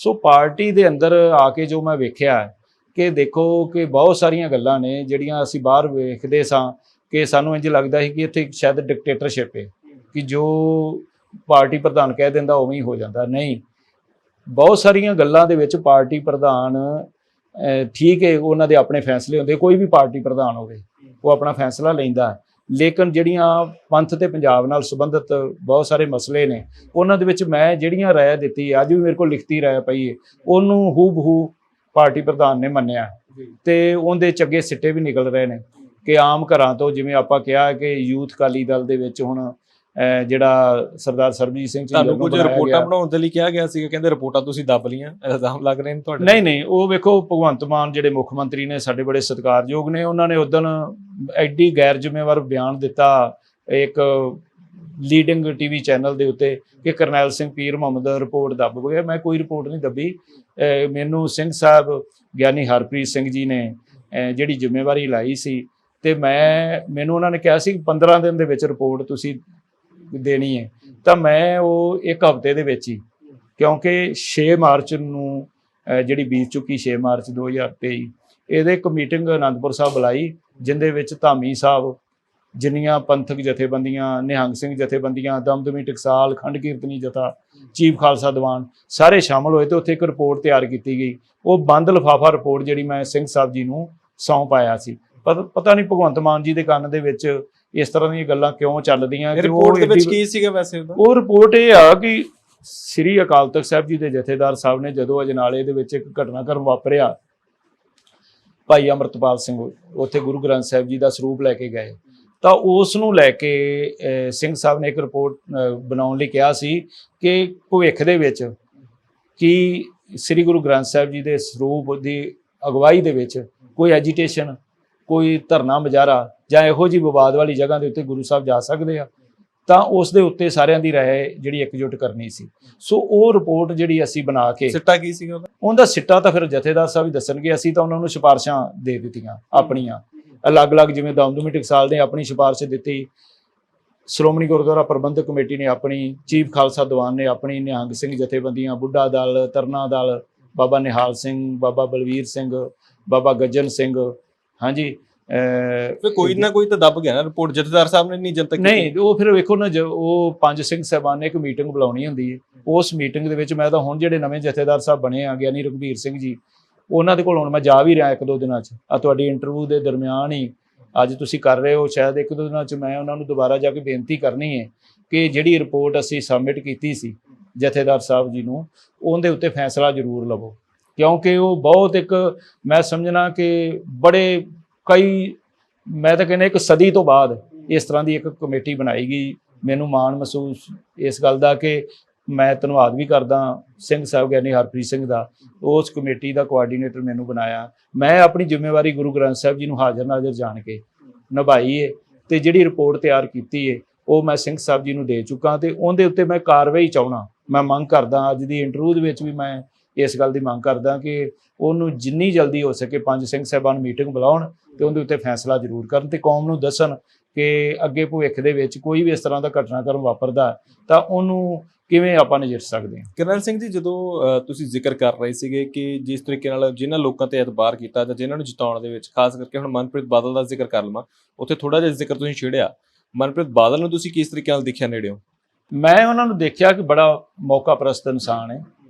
ਇੱਕ ਵਾਰ ਮੈਨੂੰ ਉਹਦਾ ਫੋਨ ਆਉਂਦਾ ਕਿ ਮੈਂ ਬਠਿੰਡੇ ਤੋਂ ਇਲੈਕਸ਼ਨ ਲੜ ਰਿਹਾ ਮੇਰੇ ਲੈਂਡਲਾਈਨ ਤੇ ਉਸ ਤੋਂ ਬਾਅਦ ਇੱਕ ਸਮਾਂ ਆਇਆ ਕਿ ਮੈਂ ਉਹਨਾਂ ਦੇ ਘਰ ਗਿਆ, ਉਹਨਾਂ ਦੀ ਸੱਸ ਬੈਠੀ ਸੀ, ਮੇਰੇ ਨਾਲ 5-7 ਸਿੰਘ ਸਨ, ਬੀਬੀ ਸਵਿੰਦਰ ਕੌਰ ਜੌਲ, ਡਾਕਟਰ ਸਵਿੰਦਰ ਕੌਰ ਜੌਲ ਨਾਮ ਨਾਲ ਜਾਣੇ ਜਾਂਦੇ ਆ, ਬੜੇ ਸਾਡੇ ਸਤਿਕਾਰਯੋਗ ਨੇ, ਬੜਾ ਉਹਨਾਂ ਨਾਲ ਵੀ ਅਸੀਂ ਸਾਡਾ ਤਾਲਮੇਲ ਰਿਹਾ। ਤੇ ਮੈਂ ਜਾ ਕੇ ਇਹਨਾਂ ਨੂੰ ਮਨਪ੍ਰੀਤ ਸਿੰਘ ਬਾਦਲ ਨੂੰ ਕਿਹਾ ਕਿ ਇੱਕ ਪੰਥਕ ਏਜੰਡਾ ਵੀ ਨਾਲ ਲੈ ਕੇ ਚੱਲੋ। ਉਦੋਂ ਇਹ ਪੀਪੀ ਪਾਰਟੀ ਦੇ ਵਿੱਚ ਇਹ ਆਪਣੀ ਇਲੈਕਸ਼ਨ ਲੜ ਰਹੇ ਸਨ, ਤਾਂ ਇਹ ਤਾਂ ਨਹੀਂ ਬੋਲੇ, ਚੁੱਪ ਕਰਕੇ ਬੈਠੇ ਰਹੇ। ਚਰਨਜੀਤ ਸਿੰਘ ਬਰਾੜ ਇਸ ਗੱਲ ਦੀ ਗਵਾਹੀ, ਅੱਜ ਅਕਾਲੀ ਦਲ 'ਚ ਨੇ ਸਾਡੇ ਨਾਲ, ਉਹ ਵੀ ਬੈਠੇ ਸਨ। ਤੇ ਉਹ ਬੀਬੀ ਕਹਿੰਦੀ ਜੀ ਇੱਕ ਤਾਂ ਸਮਾਂ ਸੀ ਜਦੋਂ ਗੁਰੂ ਸਾਹਿਬ ਨੇ ਸਾਨੂੰ ਇਹ ਬਾਣਾ ਤੇ ਚਿਹਰਾ ਮੋਹਰਾ ਦਿੱਤਾ ਸੀ, ਹੁਣ ਤਾਂ ਇਹਦੀ ਵੀ ਨਹੀਂ ਲੋੜ ਹੈਗੀ। ਤਾਂ ਇਸ ਦਾ ਅੱਗੋਂ ਕੋਈ, ਜਦੋਂ ਉਹਨੇ ਇੰਨੀ ਗੱਲ ਕਹੀ ਤੇ ਮੈਂ ਆਖਿਆ ਕਿ ਲਾਹਣਤ, ਕਿ ਇਹੋ ਜਿਹੇ ਲੋਕਾਂ ਦੇ ਕੋਲ ਜਾ ਕੇ ਅਸੀਂ ਕੀ ਆਸ ਰੱਖ ਸਕਦੇ ਹਾਂ। ਤਾਂ ਮੈਨੂੰ ਉੱਥੋਂ ਮੈਂ ਉੱਠ ਕੇ ਬਾਹਰ ਆ ਗਿਆ ਇਹਨਾਂ ਦੀ ਕੋਠੀ 'ਚੋਂ। ਸੋ ਇਸ ਤਰ੍ਹਾਂ ਦੇ ਮਾਹੌਲ ਵਾਲੇ ਲੋਕ ਨੇ। ਤੇ ਫਿਰ ਇੱਕ ਸਮਾਂ ਸੀ ਇੱਥੇ ਇੱਕ ਕਲਾ ਭਵਨ ਹੈ, ਅਸੀਂ ਬੈਠੇ ਤੇ ਮੇਰੇ ਸਾਹਮਣੇ ਆਮੋ ਸਾਹਮਣੇ ਬੈਠਾ, ਤੇ ਮੈਨੂੰ ਇੰਜ ਮਹਿਸੂਸ ਕਰਾ ਰਿਹਾ ਕਿ ਜਿਵੇਂ ਮੈਂ ਇਹਨਾਂ ਨੂੰ ਜਾਣਦਾ ਹੀ ਨਹੀਂ ਹੁੰਦਾ। ਮਤਲਬ ਕਿ ਇੰਨੇ ਓਪਰਚੂਨਿਸਟ ਲੋਕ ਨੇ, ਇਹ ਮੈਂ ਸਮਝਣਾ ਕਿ ਕੌਮ ਦਾ ਜਾਂ ਪੰਥ ਦਾ ਕਿਵੇਂ ਕਰ ਸਕਦੇ ਭਲਾ। ਇਹੋ ਹੀ ਗੱਲ ਏ ਕਿ ਕਿਸੇ ਨੂੰ ਵੀ ਆਪਣਾ ਨਹੀਂ ਬਣਾ ਸਕੇ। ਭਗਵੰਤ ਮਾਨ ਸਭ ਤੋਂ ਇਹਨਾਂ ਦਾ ਨੇੜਲਾ ਸੀ, ਉਹਨਾਂ ਨਾਲ ਨਹੀਂ ਇਹਨਾਂ ਦੀ ਬਣੀ। ਚਰਨਜੀਤ ਸਿੰਘ ਬਰਾੜ ਸੀ ਸਭ ਤੋਂ ਨੇੜਾ, ਮੰਟਾ ਸੀ ਸਤਿੰਦਰਜੀਤ ਸਿੰਘ ਮੰਟਾ। ਕਿਸੇ ਇੱਕ ਵਿਅਕਤੀ ਦਾ ਨਾਮ ਦੱਸ ਦੇਣ ਕਿ ਜਿਸ ਦੇ ਨਾਲ ਇਹਨਾਂ ਦੀ ਬਣੀ ਹੋਵੇ ਜਾਂ ਨਿਭੀ ਹੋਵੇ। ਕੈਪਟਨ ਅਮਰਿੰਦਰ ਸਿੰਘ ਤੋਂ ਲੈ ਕੇ ਹਰ ਇੱਕ ਨਾਲ, ਕਿਉਂਕਿ ਇਹ ਜੋ ਬਾਹਰੀ ਦਿਖਾਉਂਦੇ ਨੇ ਉਹ ਅੰਦਰੂਨੀ ਤੌਰ ਤੇ ਹੈ ਨਹੀਂ। ਅਕਾਲੀ ਦਲ, ਫਿਰ ਪੀਪੀਪੀ, ਫਿਰ ਕਾਂਗਰਸ, ਹੁਣ ਬੀਜੇਪੀ। ਤੇ ਸਾਨੂੰ ਇਸ ਗੱਲ ਦਾ ਮੈਨੂੰ ਅਫਸੋਸ ਹੈ ਕਿ ਅਸੀਂ ਆਪਣੀ ਫੈਡਰੇਸ਼ਨ ਨੂੰ ਤਾਂ ਤੋੜ ਲਿਆ, ਪਰ ਇਹੋ ਜਿਹੇ ਬੰਦੇ ਨੂੰ ਉਸ ਵਕਤ ਜਿਤਾਤਾ। ਜੇ ਅਸੀਂ ਕੋਈ ਕੈਂਡੀਡੇਟ ਖੜਾ ਕਰ ਦਿੰਦੇ, ਮੈਂ ਤੁਹਾਨੂੰ ਉਸ ਵੇਲੇ ਦੀਆਂ ਅਖਬਾਰਾਂ ਦੀਆਂ ਕਟੀਆਂ ਦਿਖਾ ਦਿੰਦਾ ਕਿ ਅਖਬਾਰਾਂ ਨੇ ਲਿਖਿਆ ਸੀ ਕਿ ਜੇ ਫੈਡਰੇਸ਼ਨ ਆਪਣਾ ਉਮੀਦਵਾਰ ਖੜਾ ਕਰ ਦਿੰਦੀ ਤਾਂ ਮਨਪ੍ਰੀਤ ਨਹੀਂ ਸੀ ਜਿੱਤ ਸਕਦਾ, ਕਿਉਂਕਿ ਬੇਅੰਤ ਸਿੰਘ ਦੀ ਜਿਹੜੀ CID ਰਿਪੋਰਟ ਸੀ ਜਿਹੜੀ ਉਹਦੇ ਟੇਬਲ ਤੇ ਆਈ, ਉਹਦੇ ਵਿੱਚ ਉਹਨਾਂ ਨੇ ਕਿਹਾ ਕਿ 3000 ਵੋਟ ਇੱਧਰ ਉੱਧਰ ਹੋ ਜਾਵੇ ਤੇ ਇੱਥੋਂ ਅਕਾਲੀ ਦਲ ਉਮੀਦਵਾਰ ਨਹੀਂ ਜਿੱਤੇਗਾ, ਪਰ ਅਸੀਂ ਤਾਂ ਅਕਾਲੀ ਦਲ ਉਮੀਦਵਾਰ ਜਿਤਾਇਆ ਸੀ, ਨਾ ਕਿ ਕਿਸੇ ਕਾਂਗਰਸੀ ਨੂੰ ਜਿਤਾਇਆ। ਸੋ ਇਸ ਤਰ੍ਹਾਂ ਦੇ ਕਈ ਸਾਡੇ ਨਾਲ। ਕਰਨੈਲ ਸਿੰਘ ਜੀ, ਇੱਕ ਬੜੀ ਅਹਿਮ ਚੀਜ਼ ਹੈ, ਕਹਿੰਦੇ ਕਿ ਜਿਹੜੇ ਆਗੂ ਹੁੰਦੇ ਨੇ ਉਹਨਾਂ ਦਾ ਘਰ ਦਾ ਗੁਜ਼ਾਰਾ ਕਿਵੇਂ ਚੱਲਦਾ। ਅਕਸਰ ਇਹ ਵੀ ਜ਼ਿਕਰ ਰਹਿੰਦਾ, ਕਹਿੰਦੇ ਕਿ ਘਰ ਆਉਣ ਜਾਣ ਵਾਲੇ ਇੰਨੇ ਹੁੰਦੇ ਕਿ ਦੁੱਧ ਚਾਹ ਪੱਤੀ 'ਚ ਪੈਸਾ ਕਾਫੀ ਖਰਚਿਆ ਜਾਂਦਾ, ਤੇ ਬਿਲਕੁਲ ਘਰ ਦਾ ਜੀ। ਗੁਜ਼ਾਰਾ ਕਿੱਦਾਂ ਚੱਲਦਾ? ਸਾਡਾ ਹੈ ਜੀ, ਸਾਡੇ ਕੋਲ ਐਗਰੀਕਲਚਰ ਦਾ ਜਿਹੜਾ ਸਾਡਾ ਫਾਰਮ ਹਾਊਸ ਹੈ ਉੱਥੇ ਪੀਰ ਮੁਹੰਮਦ, ਤੇ ਇੱਕ ਤਾਂ ਗੁਰੂ ਪਾਤਸ਼ਾਹ ਨੇ ਬਾਰ ਬਖਸ਼ਿਸ਼ ਕੀਤੀ ਹੋਈ ਹੈ ਕਿ ਮਾਤਾ ਪਿਤਾ ਵੱਲੋਂ ਸਾਨੂੰ ਪੂਰੀ ਸਪੋਰਟ, ਕਿਉਂਕਿ ਅੱਜ ਵੀ ਅਸੀਂ ਉਹਨਾਂ ਕੋਲ ਮੰਗ ਕੇ ਹੁਣ ਠੇਕੇ ਦੀ ਜਿਹੜੀ ਲੀਜ਼ ਤੇ ਜਿਵੇਂ ਜ਼ਮੀਨ ਦੇਈ ਦੀ ਹੈ, ਤੇ ਉਹਦਾ ਜਿਹੜਾ ਠੇਕਾ ਆਉਂਦਾ ਉਹ ਠੇਕਾ, ਤੇ ਫਿਰ ਇਸ ਦੇ ਨਾਲ ਜਿਹੜਾ ਮੈਂ ਆਪਣਾ ਚੰਡੀਗੜ੍ਹ ਦੇ ਵਿੱਚ ਇੱਕ ਆਪਣਾ ਕਾਰੋਬਾਰ ਸ਼ੁਰੂ ਕੀਤਾ ਹੋਇਆ, ਤੇ ਉਸ ਦੇ ਨਾਲ ਤੇ ਫਿਰ ਹੁਣ ਬੱਚੇ ਆ ਅੱਗੇ, ਹੁਣ ਬੱਚਿਆਂ ਨੇ ਵੀ ਆਪਣੀ ਇੱਕ ਆਪਣੇ ਆਪਣੇ ਖੇਤਰ ਦੇ ਵਿੱਚ ਮੁਕਾਮ ਹਾਸਲ ਕਰ ਲਿਆ। ਸੋ ਗੁਰੂ ਪਾਤਸ਼ਾਹ ਨੇ ਪਹਿਲੇ ਦਿਨ ਤੋਂ ਲੈ ਕੇ ਅੱਜ ਟਿਲ ਡੇਟ ਤੱਕ, ਕੱਲ ਦਾ ਪਤਾ ਨਹੀਂ, ਕਿ ਇੰਨੀ ਅਪਾਰ ਬਖਸ਼ਿਸ਼ ਹੈ ਕਿ ਇੱਥੇ ਜਿਵੇਂ ਤੁਸੀਂ ਕਿਹਾ ਕਿ ਆਵਾਜਾਈ ਵੀ ਰਹਿੰਦੀ ਹੈ, ਤੇ ਜਿਹੜਾ ਵੀ ਕੋਈ ਜਿੰਨੀ ਵੀ ਕੋਈ ਕਰ ਸਕਦੇ ਤਨ ਮਨ ਧਨ ਦੇ ਨਾਲ। ਕਈ ਫੋਨ ਆਉਂਦੇ ਨੇ, ਬੀਬੀਆਂ ਦੇ ਆ ਜਾਂਦੇ ਆ, ਬਜ਼ੁਰਗਾਂ ਦੇ ਆ ਜਾਂਦੇ ਆ, ਕਿਸੇ ਨੂੰ ਮੈਡੀਕਲ ਸਹੂਲਤ ਦੀ ਲੋੜ ਹੈ, ਕਿਸੇ ਨੂੰ ਕੋਈ ਸਹੂਲਤ ਦੀ ਲੋੜ ਹੈ, ਉਹਦੇ ਵਿੱਚ ਜਿੰਨਾ ਵੀ ਜਿਹੜਾ ਮੈਂ ਆਪਣੇ ਕੋਲੋਂ ਕਰ ਸਕਦਾ, ਜਾਂ ਜਿਹੜੇ ਸਾਡੇ ਸਰਕਲ ਦੇ ਵਿੱਚ ਲੋਕ ਨੇ ਦੇਸ਼ ਵਿਦੇਸ਼ ਦੇ ਵਿੱਚ, ਉੱਥੋਂ ਜਿੰਨਾ ਵੀ ਸਹਿਯੋਗ ਹੋ ਸਕਦਾ ਕਰੀਦਾ, ਤੇ ਉਸ ਗੱਲ ਦੀ ਸੰਤੁਸ਼ਟੀ। ਤੁਸੀਂ ਇੱਕ ਜ਼ਿਕਰ ਕੀਤਾ, ਕਹਿੰਦੇ ਕਿ ਹੁਣ ਸ਼੍ਰੋਮਣੀ ਅਕਾਲੀ ਦਲ ਦੇ ਵਿੱਚ ਆਣ ਕੇ ਪਤਾ ਲੱਗਾ ਕਿ ਡਿਕਟੇਟਰਸ਼ਿਪ ਨਹੀਂ ਹੈਗੀ। ਇੱਕ ਪਾਰਟੀ ਦੇ ਤੁਸੀਂ ਹੁਣ ਆਗੂ ਹੋ ਤਾਂ ਜ਼ਿੰਮੇਵਾਰੀਆਂ ਤੁਹਾਨੂੰ ਦਿੱਤੀਆਂ ਹੋਈਆਂ, ਪਰ ਫਿਰ ਵੀ ਮੈਂ ਸਵਾਲ ਕਰਦਾ, ਤੁਸੀਂ ਜਵਾਬ ਆਪਣੇ ਹਿਸਾਬ ਨਾਲ ਦਿਓ ਕਿ ਪਾਰਟੀ ਦੇ ਵਿੱਚ ਸਭ ਕੁਝ ਠੀਕ ਚੱਲ ਰਿਹਾ ਇਸ ਵੇਲੇ ਅਕਾਲੀ ਦਲ ਦੇ ਵਿੱਚ, ਜਾਂ ਕੁਝ ਸੁਧਾਰਾਂ ਦੀ ਲੋੜ ਹੈਗੀ? ਕਿਉਂਕਿ ਸਮੇਂ-ਸਮੇਂ ਤੇ ਜੇ ਇੰਨਾ ਲੋਕ ਵਿਰੋਧ ਕਰ ਰਹੇ ਨੇ, ਅੰਦਰ ਰਹਿ ਕੇ ਵੀ ਬਹੁਤ ਸਾਰੇ ਵਿਰੋਧ ਕਰ ਰਹੇ ਨੇ, ਕੁਝ ਲੋਕ ਤਾਂ ਚਲੋ ਵੱਖਰੇ ਹੋ ਹੀ ਗਏ, ਪਰ ਫਿਰ ਵੀ ਕਿਤੇ ਨਾ ਕਿਤੇ ਜੇ ਇੱਦਾਂ ਧੂੰਆਂ ਨਿਕਲ ਰਿਹਾ, ਅੱਗ ਲੱਗਣ ਦੇ ਕੋਈ ਨਾ ਕੋਈ ਤਾਂ ਕਾਰਨ ਰਿਹਾ ਹੋਊਗਾ। ਦੇਖੋ, ਜਿਵੇਂ ਸਰਦਾਰ ਪ੍ਰਕਾਸ਼ ਸਿੰਘ ਬਾਦਲ ਦੇ ਵਿਛੜਨ ਜਾਣ ਤੋਂ ਬਾਅਦ ਸਰੀਰਕ ਤੌਰ ਤੇ ਉਹਨਾਂ ਦਾ ਵਿਛੋੜਾ ਸਹਿ ਕੇ ਹਰ ਮਾਂ-ਬਾਪ ਜਦੋਂ ਵੀ ਉਹਦਾ ਸਾਹ ਉੱਠਦਾ ਤਾਂ ਬੱਚਿਆਂ ਦੇ ਉੱਤੇ ਅਸਰ ਪੈਂਦਾ। ਲੇਕਿਨ ਸਰਦਾਰ ਸੁਖਬੀਰ ਸਿੰਘ ਬਾਦਲ ਨੇ ਸਰਦਾਰ ਪ੍ਰਕਾਸ਼ ਸਿੰਘ ਬਾਦਲ ਦੇ ਜਾਣ ਤੋਂ ਬਾਅਦ ਇੱਕ ਤਾਂ ਦਾੜਾ ਪ੍ਰਕਾਸ਼ ਕਰ ਲਿਆ। ਇਹ ਵੀ ਇੱਕ ਵੱਡੀ ਮੰਗ ਸੀ ਕੌਮ ਦੀ, ਜਿਹੜਾ ਸ਼੍ਰੋਮਣੀ ਅਕਾਲੀ ਦਲ ਦਾ ਪ੍ਰਧਾਨ ਹੋਵੇ, ਉਹਦਾ ਚਿਹਰਾ ਮੋਹਰਾ ਸਿੱਖੀ ਸਰੂਪ ਜਿਹੜਾ ਉਹ ਪ੍ਰਕਾਸ਼ ਹੋਇਆ ਹੋਵੇ। ਇੱਕ ਉਹਨਾਂ ਨੇ ਇਹ ਮੰਨ ਲਈ। ਦੂਸਰੀ ਗੱਲ ਕਿ ਉਹਨਾਂ ਨੇ ਆਪਣੇ ਆਲੇ ਦੁਆਲੇ ਦੇ ਵਿੱਚ ਆਮ ਤੌਰ ਤੇ ਕੀ ਹੁੰਦਾ ਕਿ ਯੂਥ ਅਕਾਲੀ ਦਲ ਦੇ ਵਿੱਚ ਜਾਂ ਇਸਤਰੀ ਅਕਾਲੀ ਦਲ ਦੇ ਵਿੱਚ ਜਾਂ ਜਿਹੜੇ ਸਾਡੇ ਵਿੰਗ ਨੇ ਉਹਨਾਂ ਦੇ ਵਿੱਚ ਜਿਹੜੇ ਅਹੁਦੇਦਾਰ ਨਿਯੁਕਤ ਕੀਤੇ ਜਾਂਦੇ ਆ, ਅਕਸਰ ਅੱਗੇ ਆਪਾਂ ਦੇਖਿਆ ਕਿ ਮੰਗ ਲਿਆ ਜਾਂਦਾ ਸੀ ਕਿ ਜਿੰਨੇ ਵੀ ਆਗੂ ਨੇ ਉਹ ਆਪਣੇ ਕੋਈ ਬੇਟੇ ਨੂੰ, ਆਪਣੇ ਭਤੀਜੇ ਨੂੰ ਜਾਂ ਕਿਸੇ ਨੂੰ ਦੇਵੇ। ਮੈਂ ਨਹੀਂ ਇਹ ਗੱਲ ਕਹਿੰਦਾ ਕਿ ਲੈ ਵੀ ਉਹਨਾਂ ਨੂੰ ਨਹੀਂ ਥਾਂ ਮਿਲਣੀ ਚਾਹੀਦੀ, ਉਹਨਾਂ ਨੂੰ ਵੀ ਮਿਲਣੀ ਚਾਹੀਦੀ। ਜਿਹੜਾ ਬੰਦਾ ਜਿਸ ਖੇਤਰ ਦੇ ਵਿੱਚ ਜਾ ਰਿਹਾ, ਤਾਂ ਹੁਣ ਜਿਵੇਂ ਡਾਕਟਰ ਹੈ, ਡਾਕਟਰ ਆਪਾਂ ਡਾਕਟਰ ਪਰਿਵਾਰ ਵੇਖਦੇ ਆ, ਉਹਨਾਂ ਦੇ ਪਰਿਵਾਰ ਦੇ ਡਾਕਟਰੀ, ਜੇ ਕੋਈ ਐਡਵੋਕੇਟ ਬਣ ਜਾਂਦਾ ਉਹਨਾਂ ਦੇ ਪਰਿਵਾਰ 'ਚ ਐਡਵੋਕੇਟ ਜੱਜ ਬਣਦੇ ਆ। ਇਸੇ ਤਰੀਕੇ ਦੇ ਨਾਲ ਜੇ ਕੋਈ ਇਸ ਖੇਤਰ ਦੇ ਵਿੱਚ ਕੋਈ ਆ ਗਿਆ ਤਾਂ ਉਹ ਆਪਣੀ ਮੈਰਿਟ ਦੇ ਆਧਾਰ ਤੇ ਤਾਂ ਅੱਗੇ ਵਧੇ, ਲਿਆਕਤ ਨਾਲ ਅੱਗੇ ਵਧੇ। ਲੇਕਿਨ ਪਾਰਟੀ ਪ੍ਰਧਾਨ ਨੇ ਇੱਕ ਚੰਗਾ ਫੈਸਲਾ ਕੀਤਾ ਕਿ ਆਮ ਘਰਾਂ ਦੇ ਨੌਜਵਾਨਾਂ ਨੂੰ ਮੌਕਾ ਦੇ ਦਿੱਤਾ। ਜਿਵੇਂ ਮੈਨੂੰ ਹੁਣ ਮੇਰੇ ਨਾਲ ਜਿੰਨੇ ਵੀ ਜਨਰਲ ਸਕੱਤਰ ਬਣਾਏ ਗਏ ਪਾਰਟੀ ਦੇ, ਉਹਨਾਂ ਨੇ ਵਿਧਾਨ ਸਭਾ ਦੇ ਇਲੈਕਸ਼ਨ ਵੀ ਲੜੇ ਆ।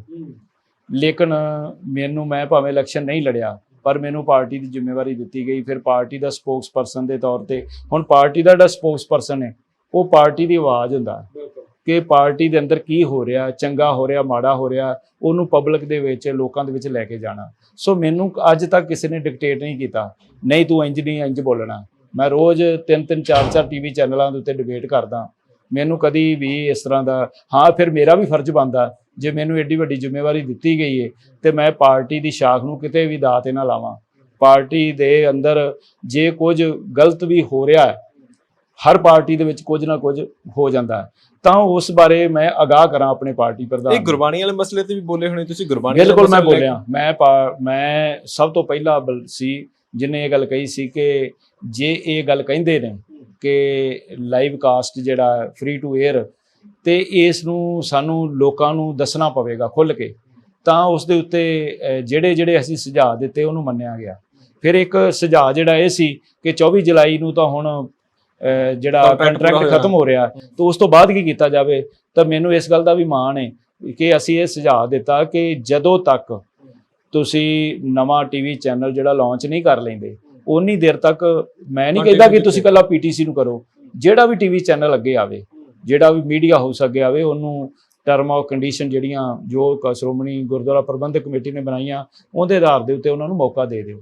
ਸੋ ਇਸ ਤਰ੍ਹਾਂ ਦੀਆਂ ਬਹੁਤ ਸਾਰੀਆਂ ਗੱਲਾਂ ਨੇ ਜਿਹੜੀਆਂ ਪਾਰਟੀ ਫਾਰਮ ਦੇ ਉੱਤੇ ਜਦੋਂ ਅਸੀਂ ਕਰਦੇ ਹਾਂ ਤੇ ਉਹ ਧਿਆਨ ਖਿੱਚਦੀਆਂ, ਕਿਉਂਕਿ ਮੈਨੂੰ ਪੰਥਕ ਸਲਾਹਕਾਰ ਬੋਰਡ ਦਾ ਮੈਂਬਰ ਵੀ ਸ਼੍ਰੋਮਣੀ ਬਣਾਇਆ। ਗੁਰਦੁਆਰਾ ਪ੍ਰਬੰਧਕ ਕਮੇਟੀ ਦੇ ਪ੍ਰਧਾਨ ਤਾਂ ਪਰ ਬਾਰ-ਬਾਰ ਜ਼ਿਕਰ ਕਰ ਰਹੇ, ਕਹਿੰਦੇ ਉਸੇ ਚੈਨਲ ਨੂੰ ਦੇ ਦਿੱਤੇ ਜਾਵੇ ਜ਼ਿੰਮੇਵਾਰੀ। ਨਹੀਂ ਦੇਖੋ, ਹੁਣ ਆਏ ਆਪਾਂ ਇੱਥੇ ਤੁਹਾਡੇ ਨਾਲ ਮੈਂ ਇੰਟਰਵਿਊ ਦੇ ਰਿਹਾ, ਇੱਕਦਮ ਇਹ ਸਾਰਾ ਸਿਸਟਮ ਆਪਾਂ ਰੋਕ ਕੇ ਕੋਈ ਨਵੇਂ ਕੈਮਰੇ ਲਿਆ ਕੇ ਲਾ ਕੇ ਜਾਂ ਨਵਾਂ ਸਿਸਟਮ ਕਰਕੇ ਤੁਸੀਂ ਆਪਣੀ ਇੰਟਰਵਿਊ ਨਹੀਂ ਸ਼ੁਰੂ ਕਰ ਸਕੋਗੇ। ਇਸੇ ਤਰੀਕੇ ਦੇ ਨਾਲ ਇਹ ਜਾਂ ਤਾਂ ਪਹਿਲਾਂ ਤੋਂ ਹੀ ਪ੍ਰਬੰਧ ਕਰ ਲਿਆ ਜਾਂਦਾ, ਉਹਦੇ ਵਿੱਚ ਦੇਰ ਆਏ ਦਰੁਸਤ ਆਏ, ਜੋ ਸ਼੍ਰੋਮਣੀ ਗੁਰਦੁਆਰਾ ਪ੍ਰਬੰਧਕ ਕਮੇਟੀ ਨੂੰ ਬਹੁਤ ਚਿਰ ਪਹਿਲਾਂ ਕਰ ਲੈਣਾ ਚਾਹੀਦਾ ਸੀ, ਅਸੀਂ ਨਹੀਂ ਕਰ ਸਕੇ। ਸ਼੍ਰੋਮਣੀ ਕਮੇਟੀ ਲਈ ਮੈਨੂੰ ਲੱਗਦਾ ਨਹੀਂ ਕਿ 2-4 ਕੈਮਰੇ ਜਿਹੜੇ ਖਰੀਦਣੇ ਕੋਈ ਵੱਡੀ ਗੱਲ ਹੋਵੇਗੀ। ਆਰਾਮ ਮੇਰੇ ਨਾਲ ਪ੍ਰਬੰਧ ਜਿਹੜਾ ਬਣਾਉਣਾ ਬੜਾ ਆਸਾਨ ਹੋਊਗਾ ਸ਼੍ਰੋਮਣੀ ਕਮੇਟੀ। ਦੇਖੋ, ਜਿਹੜਾ ਸ਼੍ਰੋਮਣੀ ਗੁਰਦੁਆਰਾ ਪ੍ਰਬੰਧਕ ਕਮੇਟੀ ਹੈ ਉਸ ਦੇ ਕੋਲ 3 ਸੁਧਾਰਾਂ ਦੀ ਬਹੁਤ ਵੱਡੀ ਲੋੜ ਹੈ। ਇੱਕ ਤਾਂ ਅੱਜ ਦਾ ਮੀਡੀਆ ਦਾ ਯੁੱਗ ਹੈ, ਮੀਡੀਆ ਦੇ ਖੇਤਰ ਦੇ ਵਿੱਚ ਸਾਨੂੰ ਬਹੁਤ ਅੱਗੇ ਜਾਣਾ ਪਵੇਗਾ। ਦੂਜਾ, ਵਿਦਿਅਕ ਖੇਤਰ ਦੇ ਵਿੱਚ ਬੜੇ ਸੁਧਾਰਾਂ ਦੀ ਲੋੜ ਹੈ। ਤੀਸਰਾ, ਜਿਹੜਾ ਮੈਡੀਕਲ ਖੇਤਰ ਹੈ ਉਸ ਦੇ ਵਿੱਚ ਵੀ ਬੜੇ ਵੱਡੇ ਸੁਧਾਰਾਂ ਦੀ ਲੋੜ ਹੈ। ਇਹ ਸ਼੍ਰੋਮਣੀ ਕਮੇਟੀ ਦੇ ਸਵਾਲ ਬੜੇ ਉੱਠਦੇ ਪਏ ਆ, ਕਹਿੰਦੇ ਕਿ ਬੜੀਆਂ ਉਣਤਾਈਆਂ ਨੇ, ਬਹੁਤ ਸਾਰੇ ਘੁਟਾਲੇ ਹੋ ਰਹੇ, ਜਿਵੇਂ ਤੁਹਾਡੇ ਸਾਹਮਣੇ ਵੀ ਆਇਆ ਹੋਣਾ ਪਿੱਛੇ, ਜਿਹੜਾ ਅਨਾਜ ਘੁਟਾਲਾ ਲੈ ਕੇ, ਜਿਹੜਾ ਰਸਦ ਦਾ ਸਮਾਨ ਜਿਹੜਾ ਬਾਹਰ ਜਾਂਦਾ ਸੀ ਉਹਨੂੰ ਲੈ ਕੇ ਘੁਟਾਲਾ ਹੋਇਆ। ਫਿਰ ਉਹ ਜਿਹੜੇ 328 ਸਰੂਪ ਸੀ ਉਹਨਾਂ ਦਾ ਮਸਲਾ ਕਿਸੇ ਤਰੀਕੇ ਨਾਲ ਅੱਗੇ ਨਹੀਂ ਵੱਧ ਸਕਿਆ। 328 ਸਰੂਪਾਂ ਦਾ ਮਸਲਾ, ਚਾਹੇ ਅਨਾਜ ਘੁਟਾਲੇ ਦੀ ਗੱਲ ਹੈ, ਇਹ ਸ਼੍ਰੋਮਣੀ ਗੁਰਦੁਆਰਾ ਪ੍ਰਬੰਧਕ ਕਮੇਟੀ ਦੇ ਅੰਦਰ ਹੀ ਵਾਪਰਿਆ ਤੇ ਇਸ ਨੂੰ ਇਹਦੀ ਇਨਕੁਆਇਰੀ ਵੀ ਤੇ ਇਸ ਦੇ ਉੱਤੇ ਕਾਰਵਾਈ ਵੀ ਜਿਹੜੀ ਹੈ ਸ਼੍ਰੋਮਣੀ ਗੁਰਦੁਆਰਾ ਪ੍ਰਬੰਧਕ ਕਮੇਟੀ ਨੇ ਕੀਤੀ ਹੈ। ਕੁਝ ਬੰਦਿਆਂ ਨੂੰ ਜ਼ਿੰਮੇਵਾਰ ਬਣਾਇਆ ਗਿਆ ਪਰ ਉਸ ਤੋਂ ਬਾਅਦ ਯੂ ਟਰਨ ਲੈ ਲਿਆ ਗਿਆ। ਨਹੀਂ, ਇਹ ਮੈਂ ਪ੍ਰਧਾਨ ਸਾਹਿਬ ਨੂੰ ਅੱਜ ਵੀ ਇਹ ਗੱਲ ਕਹਾਂਗਾ ਕਿ ਉਹਨਾਂ ਨੇ ਬੜੀ ਦ੍ਰਿੜਤਾ ਦੇ ਨਾਲ ਜਿਹੜਾ ਵੀ ਫੈਸਲਾ ਲਿਆ ਹੈ ਉਸ ਦੇ ਉੱਤੇ ਕਾਇਮ ਰਹਿ ਕੇ ਤੇ ਜੋ ਦੁੱਧ ਦਾ ਦੁੱਧ ਤੇ ਪਾਣੀ ਦਾ ਪਾਣੀ ਕਰਨਾ ਚਾਹੀਦਾ, ਕਿ ਕਿਸੇ ਵੀ ਦਬਾਅ ਹੇਠ ਉਹਨਾਂ ਨੂੰ ਬਿਲਕੁਲ ਨਹੀਂ ਆਉਣਾ ਚਾਹੀਦਾ, ਕਿਉਂਕਿ ਸ਼੍ਰੋਮਣੀ ਗੁਰਦੁਆਰਾ ਪ੍ਰਬੰਧਕ ਕਮੇਟੀ ਦੇ ਉੱਪਰ ਕਰੋੜਾਂ ਸਿੱਖ ਸੰਗਤਾਂ ਦਾ ਜਿਹੜਾ ਭਰੋਸਾ ਹੈ। ਤੁਸੀਂ ਦੇਖਦੇ ਹੋ, ਕੋਈ 5 ਪੈਸੇ ਤੇ ਕੋਈ 5 ਲੱਖ ਤੇ ਕੋਈ 5 ਕਰੋੜ, ਇੱਥੋਂ ਤੱਕ ਜਿਹੜਾ ਦਾਨ ਹੈ ਉਹ ਸ਼੍ਰੋਮਣੀ ਗੁਰਦੁਆਰਾ ਪ੍ਰਬੰਧਕ ਕਮੇਟੀ ਤੋਂ ਕੋਲ ਆਉਂਦਾ। ਕਰਨੈਲ ਜੀ, ਜਦੋਂ ਅਖੀਰ ਤੇ ਹੁਣ ਕਿਉਂਕਿ ਸਮਾਂ 19 ਕਾ ਕੇ ਦਿੰਦਾ ਆਪਾਂ ਨੂੰ, ਤੇ ਕੁਝ ਸ਼ਬਦਾਂ ਦੇ ਵਿੱਚ ਜੇ ਅਸੀਂ ਸਮਝਣ ਦੀ ਕੋਸ਼ਿਸ਼ ਕਰੀਏ, ਇੱਕ ਜੀਵਨ ਇੱਧਰਲੇ ਪਾਸੇ ਰੁਝਾਨਾਂ ਭਰਿਆ ਚੱਲ ਰਿਹਾ ਹੈਗਾ, ਪਰ ਉਹਦੇ ਨਾਲ ਕਈ ਵੇਲੇ ਬੰਦੇ ਦੇ ਆਪਣੇ ਨਿੱਜੀ ਸ਼ੌਕ ਵੀ ਹੁੰਦੇ ਨੇ। ਨਿੱਜੀ ਸ਼ੌਕ ਕੋਈ ਹੈ ਤੁਹਾਨੂੰ? ਮੇਰੇ ਮਨ ਦੇ ਵਿੱਚ ਇੱਕ ਇਹ ਆ ਕਿ ਮੇਰੇ ਕੋਲ, ਜਿਵੇਂ ਮੈਂ ਤੁਹਾਨੂੰ 1-2 ਘਟਨਾਵਾਂ ਦੱਸੀਆਂ, ਮੇਰੇ ਕੋਲ ਬਹੁਤ ਸਾਰੀਆਂ ਘਟਨਾਵਾਂ ਨੇ ਜਿਨ੍ਹਾਂ ਦਾ ਮੈਂ ਇੱਕ ਬੁੱਕ ਦੇ ਵਿੱਚ ਜ਼ਿਕਰ ਕਰਨਾ ਚਾਹੁੰਦਾ ਕਿ ਮੈਂ ਇੱਕ ਆਪਣੇ ਸਵੇ ਜੀਵਨੀ ਦੇ ਉੱਤੇ ਕਿਤਾਬ ਲਿਖਾਂ। ਤੇ ਮੇਰੀ ਦੂਜੀ ਇੱਕ ਚਾਹਤ ਹੈ ਕਿ ਜਿਸ ਪੱਧਰ ਦੇ ਉੱਤੇ ਮੈਨੂੰ ਸਪਿਰਚੁਅਲ ਹੋਣਾ ਚਾਹੀਦਾ, ਅਧਿਆਤਮਕ ਤੌਰ ਦੇ ਉੱਤੇ ਮੈਂ ਗੁਰਬਾਣੀ ਦੇ ਨਾਲ ਜੁੜਾਂ, ਕਿ ਵੱਧ ਤੋਂ ਵੱਧ ਸਮਾਂ ਇੱਧਰ ਦਿਆਂ। ਮੈਂ ਕਈ ਵਾਰੀ ਸੋਚਦਾ ਕਿ ਜੇ ਮੇਰੀ 1 ਘੰਟੇ ਦੀ ਇੰਟਰਵਿਊ ਹੈ, ਮੈਂ ਉੱਥੇ ਤਾਂ ਆਰਾਮ ਨਾਲ ਬੈਠ ਕੇ ਇੰਟਰਵਿਊ ਦੇ ਦੇਣਾ, ਪਰ ਜੇ ਮੈਂ ਸਿਮਰਨ ਤੇ ਗੁਰਬਾਣੀ ਪੜ੍ਹਨ ਤੇ ਉਹਨੂੰ ਵਿਚਾਰਨ ਤੇ ਆਪਣੇ ਜੀਵਨ ਦੇ ਉੱਪਰ ਲਾਵਾਂ ਤਾਂ ਉਹ ਮੇਰੇ ਲਈ ਕਿੰਨਾ ਫਾਇਦੇਮੰਦ ਹੋਵੇਗਾ। ਪਰ ਉਹਦੇ ਵਿੱਚ ਦਿਨਚਰਿਆ ਕੀ ਰਹਿੰਦਾ ਤੁਹਾਡਾ? ਉਹਦਾ ਦਿਨ ਦੇ ਵਿੱਚ ਇਹ ਆ ਕਿ ਅੰਮ੍ਰਿਤ ਵੇਲੇ ਜਿੰਨਾ ਨਿਤਨੇਮ ਜਿਹੜਾ ਸਾਡੇ ਲਈ ਜ਼ਰੂਰੀ ਹੈ 5 ਬਾਣੀਆਂ ਦਾ, ਤੇ ਸੈਰ ਆਪਣੀ 4-5 ਵਜੇ ਉੱਠ ਕੇ, ਹਾਂਜੀ, ਉਹ ਲਗਾਤਾਰ। ਜੇ ਕਿਤੇ ਬਹੁਤ ਰੁਝੇਵੇਂ ਦੇ ਵਿੱਚ ਕਿਤੇ ਗਏ ਤਾਂ ਲੇਟ ਵੀ ਹੋ ਜਾਂਦਾ ਤੇ ਉਹ ਹੁੰਦੀ ਹੈ। ਪਰ ਇੱਕ ਜਿਹੜੀ ਚਾਹਤ ਹੈ ਨਾ, ਜਿਸ ਪੱਧਰ ਦਾ ਉੱਤੇ ਅਧਿਆਤਮਕ ਤੌਰ ਦੇ ਉੱਤੇ ਜੁੜਨਾ ਚਾਹੀਦਾ, ਉਹਦੇ ਵਿੱਚ ਕਿਤੇ ਨਾ ਕਿਤੇ ਮੈਂ ਆਪਣੇ ਆਪ ਨੂੰ ਪਿੱਛੇ ਸਮਝਦਾ। ਮੇਰਾ ਧਿਆਨ ਜ਼ਿਆਦਾ ਉਸ ਪਾਸੇ ਆ ਕਿ ਮੈਨੂੰ ਇੰਝ ਲੱਗਦਾ ਕਿ ਜੀਵਨ ਜਿਹੜਾ ਹੈ ਬੜੀ ਤੇਜ਼ੀ ਦੇ ਨਾਲ ਅਸੀਂ ਮੌਤ ਵੱਲ ਵੱਧ ਰਹੇ ਹਾਂ, ਤਾਂ ਜਿਹੜਾ ਸਾਡੇ ਕੋਲ ਸਮਾਂ ਸਾਨੂੰ ਮਿਲਿਆ ਉਹਦੇ ਵਿੱਚ ਜਿਹੜੇ ਗੁਰੂ ਸਾਹਿਬ ਨੇ ਸਾਨੂੰ ਬਖਸ਼ਿਸ਼ ਕੀਤੀ ਹੈ, ਸਾਨੂੰ ਜੀਵਨ ਦਿੱਤਾ ਹੈ, ਇਸ ਜੀਵਨ ਦੇ ਵਿੱਚ ਅਸੀਂ ਕੁਝ ਚੰਗਾ ਕਰ ਲਈਏ ਜਿਸ ਦੇ ਨਾਲ ਲੋਕਾਂ ਦਾ, ਆਪਣੇ ਪਰਿਵਾਰ ਦਾ, ਆਪਣੇ ਸਮਾਜ ਦਾ, ਆਪਣੀ ਕੌਮ ਦਾ ਜਿੰਨਾ ਕੋਈ ਇੱਕ ਮਨ ਨੂੰ ਆਪਣੇ ਆਪ ਨੂੰ ਤਸੱਲੀ ਹੋਵੇ, ਕਿਉਂਕਿ ਜੱਗ ਨੂੰ ਕੋਈ ਜਿੱਤ ਨਹੀਂ ਸਕਿਆ। ਵੈਸੇ ਤੁਹਾਡੇ ਨਾਲ ਦੇ ਜਿਨ੍ਹਾਂ ਨੂੰ ਤੁਸੀਂ ਵਿਧਾਇਕ ਬਣਾਇਆ, ਮੰਤਰੀ ਬਣੇ, ਮੰਤਰੀ ਦੀਆਂ ਕੁਰਸੀਆਂ ਵੀ ਚਲੇ ਗਈਆਂ ਨਾ ਤੋਂ, ਤੇ ਤੁਹਾਡੀ ਜੇ ਅਸੀਂ ਗੱਲ ਕਰੀਏ ਹਲੇ ਤੱਕ ਉਸ ਤਰ੍ਹਾਂ ਦਾ ਵਿਧਾਨ ਸਭਾ ਦੇ ਵੱਲੋਂ ਕੋਈ ਵਧਾਅ ਨਹੀਂ ਹੋਇਆ। ਤੁਸੀਂ ਉਚੇਚੇ ਤੌਰ ਤੇ ਪੰਥਕ ਮਸਲਿਆਂ ਵੱਲ ਜ਼ਿਆਦਾ ਧਿਆਨ ਦੇ ਰਹੇ ਹੋ, ਸੰਤੁਸ਼ਟੀ ਹੈ ਮਨ ਦੇ ਵਿੱਚ? ਬਹੁਤ ਵੱਡੀ ਜੀ। ਵੇਖੋ, ਨਵੰਬਰ 1984 ਸਿੱਖ ਨਸਲਕੁਸ਼ੀ ਦਾ ਜਿਹੜਾ ਆਪਾਂ ਸੰਘਰਸ਼ ਲੜਿਆ, ਉਹ ਇੱਕ ਮਿੱਥ ਕੇ ਡੇ ਟੂ ਡੇ ਮਨੀਟਰਿੰਗ ਨਾਲ ਉਹ ਆਪਾਂ ਆਪਣਾ ਸੰਘਰਸ਼ ਜਿਵੇਂ ਇਲੈਕਸ਼ਨ ਲੜੀਦਾ ਨਾ, ਉਸ ਤਰੀਕੇ ਨਾਲ ਆਪਾਂ ਉਹ ਲੜਿਆ। ਔਰ ਉਹਦੇ ਵਿੱਚ ਜਿਹੜੇ ਦੋਸ਼ੀ ਸਨ, ਸੱਜਣ ਕੁਮਾਰ ਵਰਗੇ, ਜਗਦੀਸ਼ ਟਾਈਟਲਰ ਵਰਗੇ, ਅੱਜ ਕਾਨੂੰਨ ਦੇ ਕਟਹਿਰੇ ਵਿੱਚ ਖੜੇ ਨੇ। ਇੱਕ ਇਹ ਆ। ਫਿਰ ਇੱਕ ਹੌਂਦ ਚਿੱਲੜ ਪਿੰਡ ਤੁਹਾਨੂੰ ਵੀ ਪਤਾ ਹੋਵੇਗਾ, ਉਸ ਨੂੰ ਅਸੀਂ ਲੱਭ ਕੇ ਦੁਨੀਆ ਦੇ ਵਿੱਚ ਇਹ ਦੱਸਿਆ ਸੀ। ਮੇਰੇ ਨਾਲ ਮਨਵਿੰਦਰ ਸਿੰਘ ਗਿਆਸਪੁਰਾ, ਹਾਂ ਵੇਖੋ ਉਹ ਅਸੀਂ, ਮੈਂ ਨਹੀਂ ਕਹਿੰਦਾ ਕਿ ਕਿਸਮਤ ਹੁੰਦੀ ਹੈ, ਪਰ ਉਸ ਇਨਸਾਨ ਦੇ ਨਾਲ ਉਹਨੂੰ ਇੱਕ ਦਿਨ ਅਸੀਂ ਨਾਲ ਲੈ ਕੇ ਤੁਰੇ ਸੀ ਤੇ ਉਹਨੂੰ ਵੀ ਐਮਐਲਏ ਬਣਨ ਦਾ ਮੌਕਾ ਮਿਲ ਗਿਆ। ਸੋ ਨੇਕ ਚੰਦ ਜਿਹੜੇ ਰੌਕ ਗਾਰਡਨ ਦੇ ਨਿਰਮਾਤਾ ਨੇ, ਉਹਨਾਂ ਨੂੰ ਮੈਂ ਲੈ ਕੇ ਗਿਆ ਸੀ ਹੌਂਦ ਚਿੱਲੜ, ਤੇ ਉੱਥੇ ਜਾ ਕੇ ਉਹ ਰੋ ਪਏ ਸੀ। ਉਹ ਕਹਿੰਦੇ ਕਿ ਮੈਂ ਚੰਡੀਗੜ੍ਹ ਦੇ ਵਿੱਚ ਰੌਕ ਗਾਰਡਨ ਬਣਾਇਆ ਹੈ, ਪਰ ਬੇਟਾ ਤੁਸੀਂ ਇਹਨੂੰ ਪ੍ਰਜ਼ਰਵ ਕਰੋ, ਇਸ ਜਗ੍ਹਾ ਨੂੰ ਸੰਭਾਲੋ। ਤੇ ਮੈਂ ਇੱਕ ਅੱਜ ਮੰਗ ਵੀ ਆਪਣੀ ਕੌਮ ਕੋਲੋਂ ਕਰਦਾ। ਸ਼੍ਰੋਮਣੀ ਗੁਰਦੁਆਰਾ ਪ੍ਰਬੰਧਕ ਕਮੇਟੀ ਨੇ ਮਤਾ ਪਾਸ ਕੀਤਾ ਸੀ ਕਿ ਅਸੀਂ ਇੱਥੇ ਇੱਕ ਹੋਲੋਕਾਸਟ, ਕਿ ਜਿਹੜਾ ਇੱਕ ਜੈਨੋਸਾਈਡ ਮੈਮੋਰੀਅਲ ਬਣਾਵਾਂਗੇ, ਪਰ ਅਜੇ ਤੱਕ ਉਹ ਬਣ ਨਹੀਂ ਸਕਿਆ। ਉਹ ਮੇਰੇ ਮਨ ਤੇ ਬੋਝ ਹੈ ਕਿ ਮੈਂ ਆਪਣੀ ਜ਼ਿੰਦਗੀ ਦੇ ਵਿੱਚ ਜਿਉਂਦੇ ਜੀ ਜਿਹੜਾ ਹੌਂਦ ਚਿੱਲੜ ਪਿੰਡ ਹੈ, ਉਹ ਜਲ੍ਹਿਆਂਵਾਲੇ ਬਾਗ ਵਾਂਗ ਅਸੀਂ ਦੁਨੀਆ ਦੇ ਨੂੰ ਦੱਸ ਸਕੀਏ ਕਿ ਮੌਕੇ ਦੀ ਹਕੂਮਤ ਨੇ ਸਟੇਟ ਸਪਾਂਸਰਡ ਜਿਹੜਾ ਸਿੱਖਾਂ ਦਾ ਇੱਕ ਜੈਨੋਸਾਈਡ ਕਰਨ ਦੀ ਕੋਸ਼ਿਸ਼ ਕੀਤੀ, ਕਿ ਉਹਦੀ ਮੂੰਹ ਬੋਲਦੀ ਤਸਵੀਰ ਹੈ ਹੌਂਦ ਚਿੱਲੜ। ਹਾਂਜੀ, ਸੋ ਇਸ ਤਰ੍ਹਾਂ ਕਰਕੇ ਰਿਆਸੀ ਦੇ ਵਿੱਚ ਅਸੀਂ ਗਏ ਸੀ, ਤਲਵਾੜਾ ਟਾਊਨਸ਼ਿਪ, ਉੱਥੇ 17 ਸਿੱਖਾਂ ਨੂੰ ਗੁਰਦੁਆਰਾ ਸਾਹਿਬ ਦੇ ਅੰਦਰ ਹੀ ਜਿੰਦਾ ਜਲਾ ਦਿੱਤਾ ਗਿਆ ਸੀ। ਉਹ ਵੀ ਆਪਾਂ ਸਾਰਾ ਉੱਥੇ ਦੁਨੀਆ ਦੇ ਸਾਹਮਣੇ ਲੈ ਕੇ ਆਏ।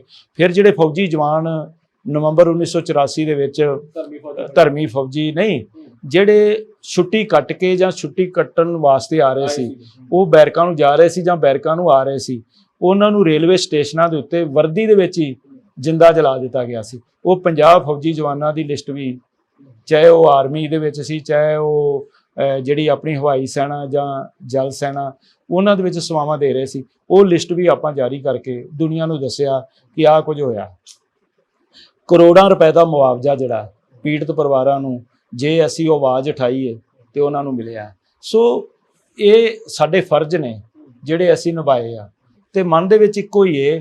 ਤੇ ਮੈਂ ਜਿੰਨੇ ਵੀ ਮੇਰੇ ਸੁਣ ਰਹੇ ਸਰੋਤੇ, ਵੇਖੋ ਸੋਸ਼ਲ ਮੀਡੀਆ ਦੇ ਉੱਤੇ ਆਪਾਂ ਕਿਸੇ ਨੂੰ ਗਾਲ ਕੱਢ ਦੇਣੀ ਜਾਂ ਮਾੜਾ ਬੋਲ ਦੇਣਾ, ਇਹ ਬੜਾ ਸੌਖਾ ਹੁੰਦਾ।